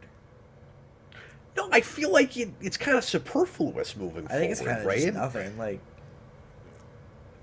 and that's it's for completions. And that's why I said earlier. Yeah, exactly. And that's why I said earlier, Robert. Like, I don't even think Falcon Cap himself is unsalvageable. I think it would be really easy to ignore this. Like, again, I don't mean to keep hammering the same point, but like, shouldn't, and I'm saying this like in hindsight now, but shouldn't a lot of the elements of the plot from Falcon and Winter Soldier have been the next Captain America movie? You know, like, because there's actually Captain America stuff in that. Like, Civil War was your last Captain America movie, so you know you make a follow-up big screen adventure where you bring Zemo back, and where you have different people vying for the mantle of Captain America, where it's like, you know, you call the movie like Captain America with like a big question mark, because it's like, you know, who's gonna be Captain America? Yeah, and then you introduce, you know, U.S. Agent there, and you've got you are Bucky, Bucky and say, yeah, who will wield the shield and all of that. I think the fact that they did all of that in a mediocre TV show makes this even more awkward, because they already did all that stuff and then went, well, we should make a movie, I guess. I don't know what should be in it. It's like, all the stuff you should have done, you did already. And then it starts to feel like an old CW superhero show where you got everything out in your first season, and then, you know, with like Arrow and Flash, and you know, like, you don't know what to do moving forward. You already did all the cool stuff. Well, I guess. No, go ahead, Robert. Yeah, go ahead. Robert. Well, I'll just say I think it could have worked hypothetically, because I did like at least the setup of Falcon and the Winter Soldier. I actually did like the idea of that being a miniseries where we got where we got to slow down and really take our time with these characters, because there are a lot of characters and moving parts. I'm not being fair at all. I'm saying all that in hindsight. I'm saying right. It makes this weirder, because then we get a big screen Captain America movie, and it feels like a lot of the plot stuff in this feels like stuff you would have done in a TV show. Yeah, well, I feel weird about it because, like we were talking about with the Penguin, where depending on how the Batman 2 goes, that could be a situation where if you're just watching the Batman and the Batman 2, you didn't miss anything. You should still be locked in and having a good time. But if you watch the Penguin, you get this whole richer, more fleshed out experience. I think that's what they were going for with this, where if you're just watching the movies, Sam gets the shield at the end game, and then now boom, he's in a movie and he's Captain America. But then you can watch the show in between that fleshes all that out. Like, I think that could have worked. It just didn't really. So I get what you mean. How in hindsight that just feels like a weird waste of time, and just how many weird decisions were made. Absolutely. Yeah, I mean, do you think anybody that comes into this that didn't bother with that show would be confused about Isaiah Bradley, or do they make it clear enough what that is? That's because that feels like a character that's mattered for a while, and it's like, where's this guy been? Yeah, and I liked some of his stuff in that show. I was gonna say and I was gonna say with this movie, that actually could have been my best thing. His performance is quite good. Yeah. I don't know. I'm very 50-50 on that. I don't like what we do with him, I guess. I say that. His plight is sad, like, you know, like not being trusted, having to be thrown back into prison again and all of that. Like, that could have worked. I just think everybody's stupid. Yes. So, like, it's so obvious he was mind controlled. It's so obvious that it feels really contrived, and then it feels like a CW plot. Yep. Yep. Robotters 100 says, well, this review saved me $25. Oh, yeah. Yeah, I'm with Robert. I mean, wait, if you're gonna watch it, wait until it comes to Disney Plus. It's basically a Disney Plus show. Yep. That's what I think. Well, I guess there's only one more thing to talk about. The after credits? Two more things to talk about. I mean, is there anything to talk about? The Sony level after credits? Yeah. That was the most Sony-esque after credits they've made, ladies and gentlemen. I mean, it's bad. Yeah. It's pretty bad. But can I tell you the worst thing about it? Did you have this thought, Robert? So you get to the end, and the leader's like, I mean, I'm just embarrassed for this dialogue. The leader's like, I'm all about probabilities. You heard all those speeches I had all this movie about probabilities, right? Statistics and probabilities and statistics. And I have seen all the probabilities, and I'm basically Doctor Strange now, and I know that there's a multiverse and there's other worlds.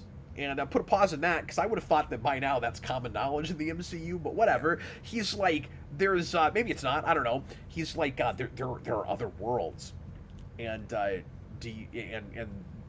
something's coming, and he goes, you didn't think yours was the only world, did you? And I went, are we seriously doing Sam Jackson at the end of Iron Man right now?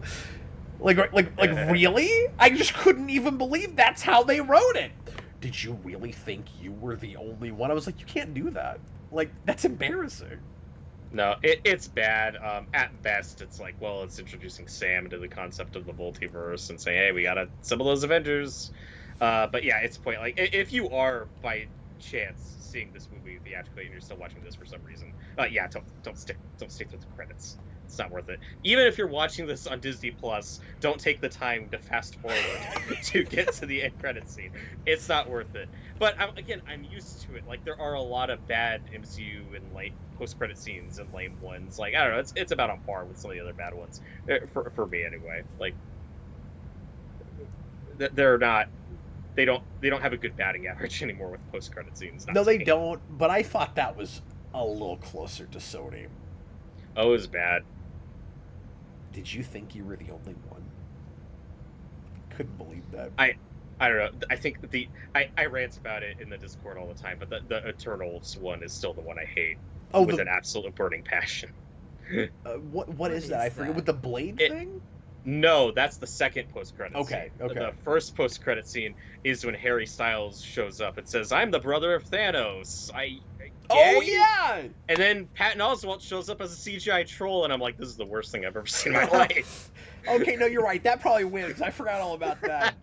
And also, another bad one, Ant-Man and the Wasp. Like, if you're talking pointless, so that had the mid-credit scene of them getting stuck in the quantum realm, setting up Infinity War. The second post-credit scene of Ant-Man and the Wasp is just a comedy shot of the giant ant playing drums. And it's so pointless that it was in the trailers for that movie. Yeah, you've already seen it. You've already seen it. So, yeah, they've done bad post-credit scenes before. But this one I think the big thing that we still haven't talked about is the cameo. Oh, Bucky? Yeah. With Winter Soldier? Yeah. That also felt like a reshoot. I'm sure it was. Oh, I am 1,000% sure that was shot well after he probably wrapped Thunderbolts. Yeah. Very confident in that. So, what was his status quo at the end of Falcon Winter Soldier? Like, did we know that he's running for office? No, this came out of nowhere. And maybe they just thought, like... Because if you watch the trailers for Thunderbolts, it looks like that's where he's at in that movie. So somebody probably thought, like, oh, I guess we should set that up somewhere. Okay, let's... Okay. Because I wondered if the idea was he was running for office and then something happens and he ends up going on the run again and that's why he's with the Thunderbolts, or maybe, or if the events of Thunderbolts happen before this and he's running for office at the end of that movie. But surely not. The former, I think, is closer. Whether he's actually in office or running, I can't tell. But I couldn't. That seems to be I can't remember right now if he okay. said he was running for Senate or he is a senator now. Something. I think he's running. That's how I remember, but this movie's already fading from my memory. Yeah. Yeah, and I will say, like, that scene did get a pop from my audience, because people were like, oh, Bucky, I recognize that thing. I don't know, I mean, I'm glad. It would be weird if he, like Bruce Banner, it would be weird if he wasn't in this movie entirely, but he's also like, yeah, I don't want to be that involved, because you're on your own. He just kind of shows up. It's like, okay. Yeah, he's just there to give the rousing speech that gives the hero some confidence back in a real kind of forced place where, oh, I guess he's not feeling especially confident right now. Okay. And then they've got to undercut what little heartfelt, like, actual pulse is in that scene with your really typical MCU undercut the scene humor. Like, that wasn't great. Gotta do that again. Where he's like, Oh, did your speechwriters write that? That felt like almost a callback to, and this wasn't a joke, to an actual great moment in Winter Soldier when he asks Steve if he rehearsed that or if he came up with it, in the moment. But here they've got this really awkward back and forth that's supposed to be real funny banter. It's not. Oh yeah, I thought you were specifically talking about the moment when in the third act when Steve gives that big speech and Sam says like, "So did you like have that all in advance?" Yeah, that's what I'm talking about. Okay, yeah. It feels like maybe it's a callback to that. But it plays more sincere and not just a joke. That's what I'm saying. It's not a joke there. Yeah, I don't know. Also, remember when Fury had a friend who cost him his eye? I remember. Nicholas Bodo, you guys barely talked about Bucky. Bucky's barely in the movie. Yeah, he's not in the movie much. Real quick, can I mention my point at the screen? Ooh, I recognize that thing. This was for me. Were you impressed by the cutesy Mr. Blue song choice we did for the hypnosis that Leader was doing? No, what was that even about? Because if you remember, this is how not invested I am right now. Because if you remember, in the Incredible Hulk, Mr. Blue is his code name in like his chat room or whatever with Mr. Green banner. So, callback. Someone is just a big fan of that movie, I guess. But also, the stuff with the Leader sucks. So yeah, it's not a great sequel to that. So that's where I get off saying we. It feels like, at least with movies like this, and maybe we'll turn it back around again. But I'm in the DCU place where I'm ready for just full on reboot at this point, and I'm sure Secret Wars will give us some kind of a soft reboot. I mean, I want a full on reboot. I just. It's all played out for me right at this point. I'm not saying things can't be salvaged. I'm saying be more interesting to just start over at this point. But this is where I get off saying like we're in kind of a postmodern MCU where you're talking about, you're kind of giving it credit for all of these things like with Incredible Hulk, places in the MCU that they're actually building on. And I'm like, yeah, but it all feels so retroactive and false to me, where we're building on things, but do we really like appreciate and understand them in the first place? It's not on as bad of like Kurtzman's Star Trek level yet, but like it's getting there. When Sam complains that the Sokovia Accords broke up the Avengers, I'm like, that's not really what happened though. Right? Like, it's complicated. Yeah, but it's complicated enough that I don't think he would put it like that. Where Ross is like, I want you to put the Avengers back together, and he's like, well, you broke up the Avengers. It's your fault. And I'm like, well, sort of for a minute, and then the blip happened, and then for 5 years, the ones that were left came back together. They had suits and everything. Like, there was an Avengers team. Okay, I'm glad you mentioned that, though.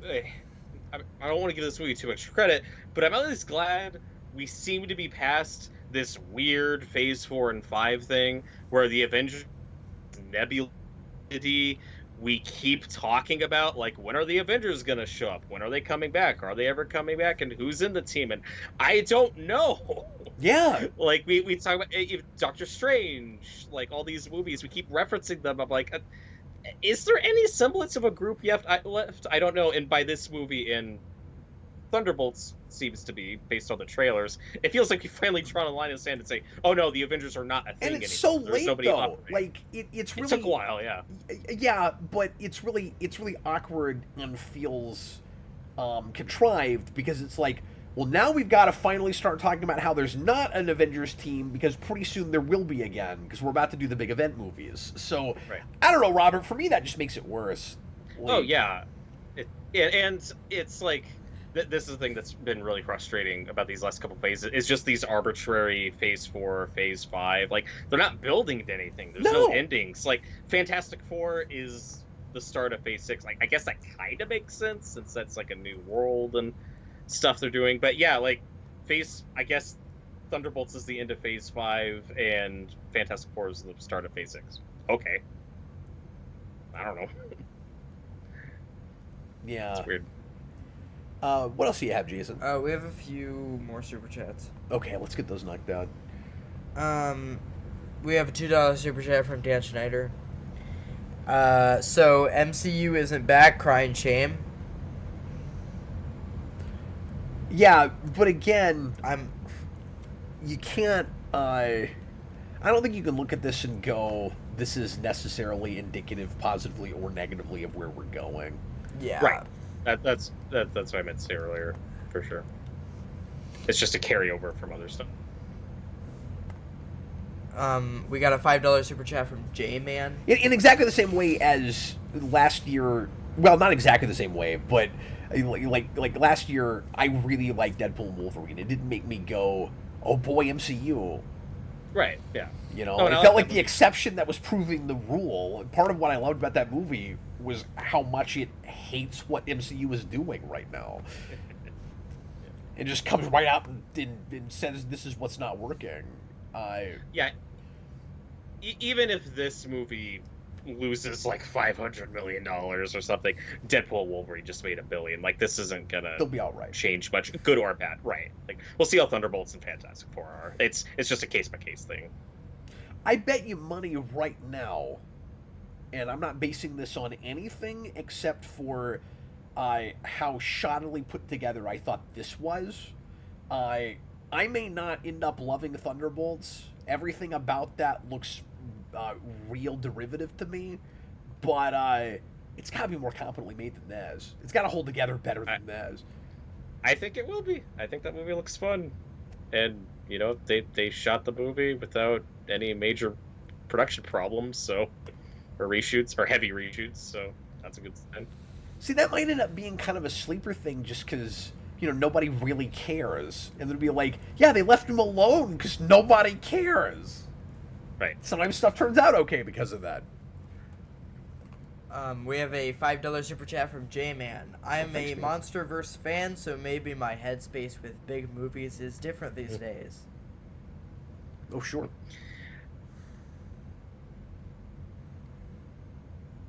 Yeah, I'm sorry. I'm not sure what to add to that. Yeah, those movies. Well, yeah, except I'll just say, but those are at the very least like big, fun, goofy spectacles, and I didn't think there was even enough spectacle with those. Right.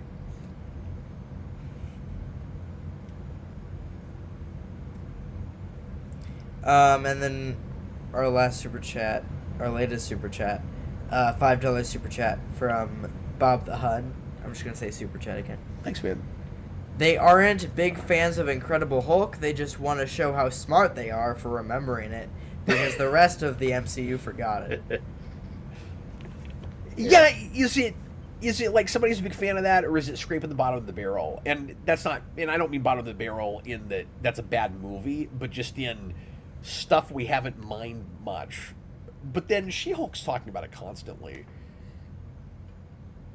It is. I do think, though, going all the way back from Civil War through Black Widow, there was this larger plan they were building with Ross. I guess it's just kind of jarring since that actor died, and it's Harrison Ford now. But I do think this was always where we were going with Red Hulk, and then somebody said, well, if we're doing that, why not also pay off this thing from that movie that never went anywhere and kind of fuse those ideas? Like, maybe that's how this came about. Yeah, like and it just ended up in a Captain America movie. Yeah, so much of this feels really obligatory, where it's like, well, Red Hulk is a relatively modern thing that was popular that people know, and we've got that character, so what else haven't we mined yet that we haven't also relegated to the bowels of Disney Plus, like Secret Invasion, which was an obvious thing to do a big event movie for, but no.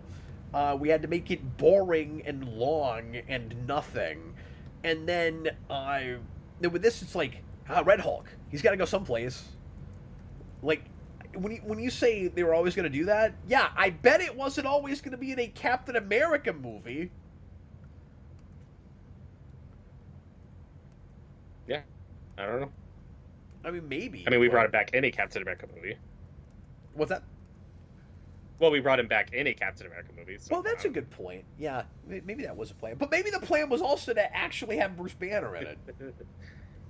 Yeah, and I want to say he did shoot a cameo that was cut for some reason, but I don't know. You know what should have happened at the end of this movie?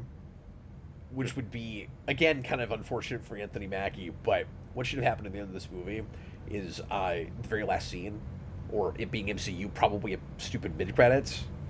You have, where, like, the most important thing happens that if you leave, you won't even get the rest of the movie, you know, like Far From Home. You get Edward Norton. He walks in the mid-credits, and then you realize that what you've been seeing the whole movie is a slightly is a slightly different alternate universe, because we're in the multiverse saga. So, like, this entire movie did not take place in the sacred timeline. Okay, my headcanon for a while was that both Iron Man and Incredible Hulk were actually multiverse adjacent movies, where they were 99% canon, except that's why Rhodey's Terrence Howard in that one, and why Hulk is Edward Norton in that movie. So that was been my headcanon for a while, but this throws that out the window. And also, I had thought for a minute, because Eternals was such a failure that blew up in their face, I thought for a while, and I don't know if you've ever had this thought, oh, they're probably just going to say that's part of the multiverse. They had such an easy out with that, just to say, oh, just kidding, that's not canon, that's just standalone in its own Earth. It's not. Yeah, it never occurred to me they might. They could have easily done that. They could have.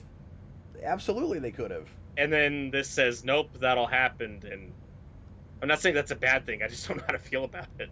Well, the other reason to have done that would be, we don't know if we're ever getting that Blade movie. Right.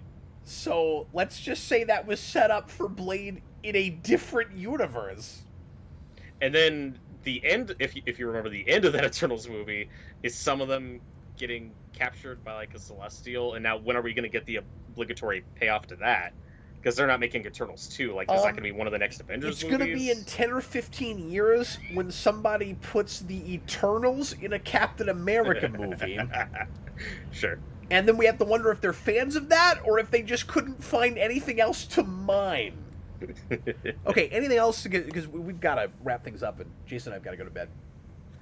But is there anything else we didn't talk about that we really need to hit? I don't know. I don't think so.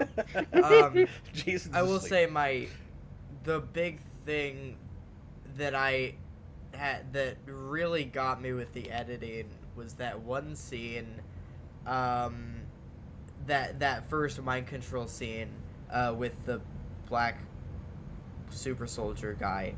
I don't remember his Isaiah name. Bradley. Yeah. The president is giving his speech about adamantium, right? And then just randomly, like, rap music starts kicking in, and then you just randomly see Isaiah Bradley just, like, jumping, and you don't get any cuts earlier to, like, his face or, like, and I forgot he was even in that room. Like, I didn't know what was happening.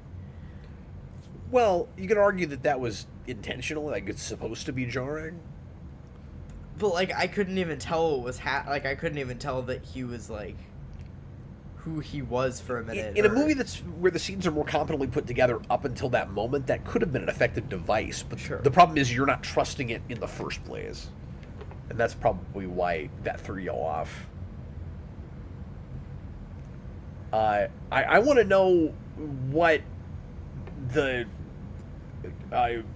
government and the police and everyone, like, thought the whole setup was, if they really believe Isaiah Bradley did that of his own accord.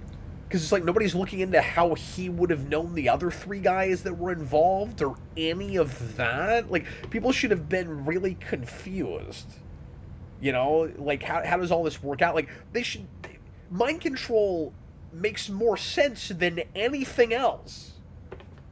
Yeah. Yeah, absolutely. And one thing I want to make clear, because I was slightly more positive than you guys were. Well, I found this movie more watchable than you did, and certainly my crowd seemed to enjoy it fine. Like, I was not thinking critically while watching this movie. This was very in one ear, out the other, and you can poke all kinds of holes in this movie like that. For lots of earlier MC movies that get ragged on a lot for plot holes and stuff, I usually don't care if the story's good and the characters are good, but this all over the place. Like, this movie was made for CinemaSins, which is a channel I can't stand, but they were gonna have a field day with this movie. Yeah, like, I was so distracted by feeling like I wasn't in a real story from the beginning that all the scenes showed all the way through. Like, all I could see was production. It was all the way through. It was just production. Yeah, that's totally fair. Okay, well, we're gonna go and go. And Robert, thanks for joining us, man. Oh, thank you very much. I enjoy getting to talk more MCU with you guys. It's sad as this movie, but oh well. Well, at least you had more fun with it than we did, even though you Yeah. also flipped your sign red. Yeah. Yeah, like, I don't know. Do I look like I love this movie? I'm not sure. Compared to us, but that's because I was kind of ruthless. Yeah. Well, there is a very selfish part of me, because for quite a while I've heard you say, like, that you weren't interested in Thunderbolts at all, and that you thought this movie looked way more interesting and better. I am going to feel extremely vindicated if that movie turns out really good. I don't know. We'll see. It could suck, but Even if it sucks, it's probably better than this. I'm going to be shocked if Thunderbolts is the mess this is. No, and I certainly don't think it will be. I think I think it'll either be bland or really fun. I'm rooting for it. And then even if that's not good, Fantastic Four is the one that matters, right? Like, if Thunderbolts is a loss, who cares? Fantastic Four is what they're really banking on being a hit. Well, and especially because these two movies, again, are kind of relics. Mhm. I mean, Captain America more so, but Thunderbolts was in development for a real long time, and like we've heard about that movie for years. Fantastic Four is the first thing that is going to give us an indication of where they think they're going. Mhm. And that's where the soft reboot should be happening, I think. But Yeah. But that's just last. me. I just want all this. I just want all this stuff set in the '60s for a while. That's all I want. Yeah, and I get that, but another thing you said a while ago when speculating about this movie was that if this turns out really good or bad, that for you, I'm just quoting you. I don't know if you'll still agree with this, but that however this turned out, you said would give you a good indication of how Daredevil's gonna go, and it's not looking good, because these are two I don't remember brunt saying X-Men. that, but oh boy, that Well, that hurts my feelings. because what I remember you saying specifically was, well, if Captain America's really good, then that shows, okay, they know how to, like, reshoot and restart a project and improve. And then Daredevil's now in just a couple weeks, and these projects happen back to back and had very similar production. And they both got reworked entirely, and they also both have great trailers that look really good. The one thing that gives me a sliver of more confidence in Daredevil, even if I'm honestly very worried about that being bad, is they at least brought on a new showrunner and writers, and it felt like more of a proper restart.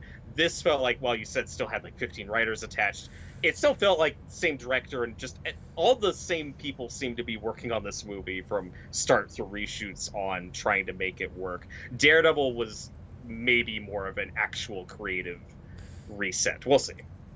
Yeah, like it feels like they got a new mission statement when they decided to start over, and it got its episode count slashed in half. Yes. This was always, as I kept saying earlier, this was always in some form the movie they wanted to make. It just this is just how it turned out. At least since they started shooting. Any final thoughts? Probably not gonna watch this again. Kind of felt like a waste of time. Well, that's sad. I know you're excited about it. Yeah. But we've got lots more stuff to look forward to this year. It's gonna be a big one for us because a lot more superhero stuff this year, a lot more genre stuff in general, and more stuff I'm seeing previews for that I'm actually curious to actually go to the theater and see. I don't do a lot of that anymore outside of things we review, but there's actually stuff I kind of want to go to now. So that's cool. I'm actually like a little jonesing to go see new things, and July is going to be nuts because we're going to have at least 3 movies to review just that month. Gonna have to clear my calendar because we're gonna have FF and Superman and Jurassic World all that same month. It's nuts. Yeah, just do it in one stream. That's Just one a good 12-hour idea. stream. Yeah, let's do that. It'll be the first How We Felt About that. We're gonna start at 10 a.m. All right, well, everybody, we appreciate you. Thanks for watching. Thanks for super chatters tonight. Appreciate you guys. Thanks for everybody commenting in the comments. And apologies for not getting to more pre-written comments, but we appreciate you guys, and we will see you again real soon for more stuff here in Geek Flution. I was Captain Logan. We had Jayson, Yes. and Robert Wild, the Wild Man Robert Wild, and we'll see you later, folks. Bye, everybody. Good night.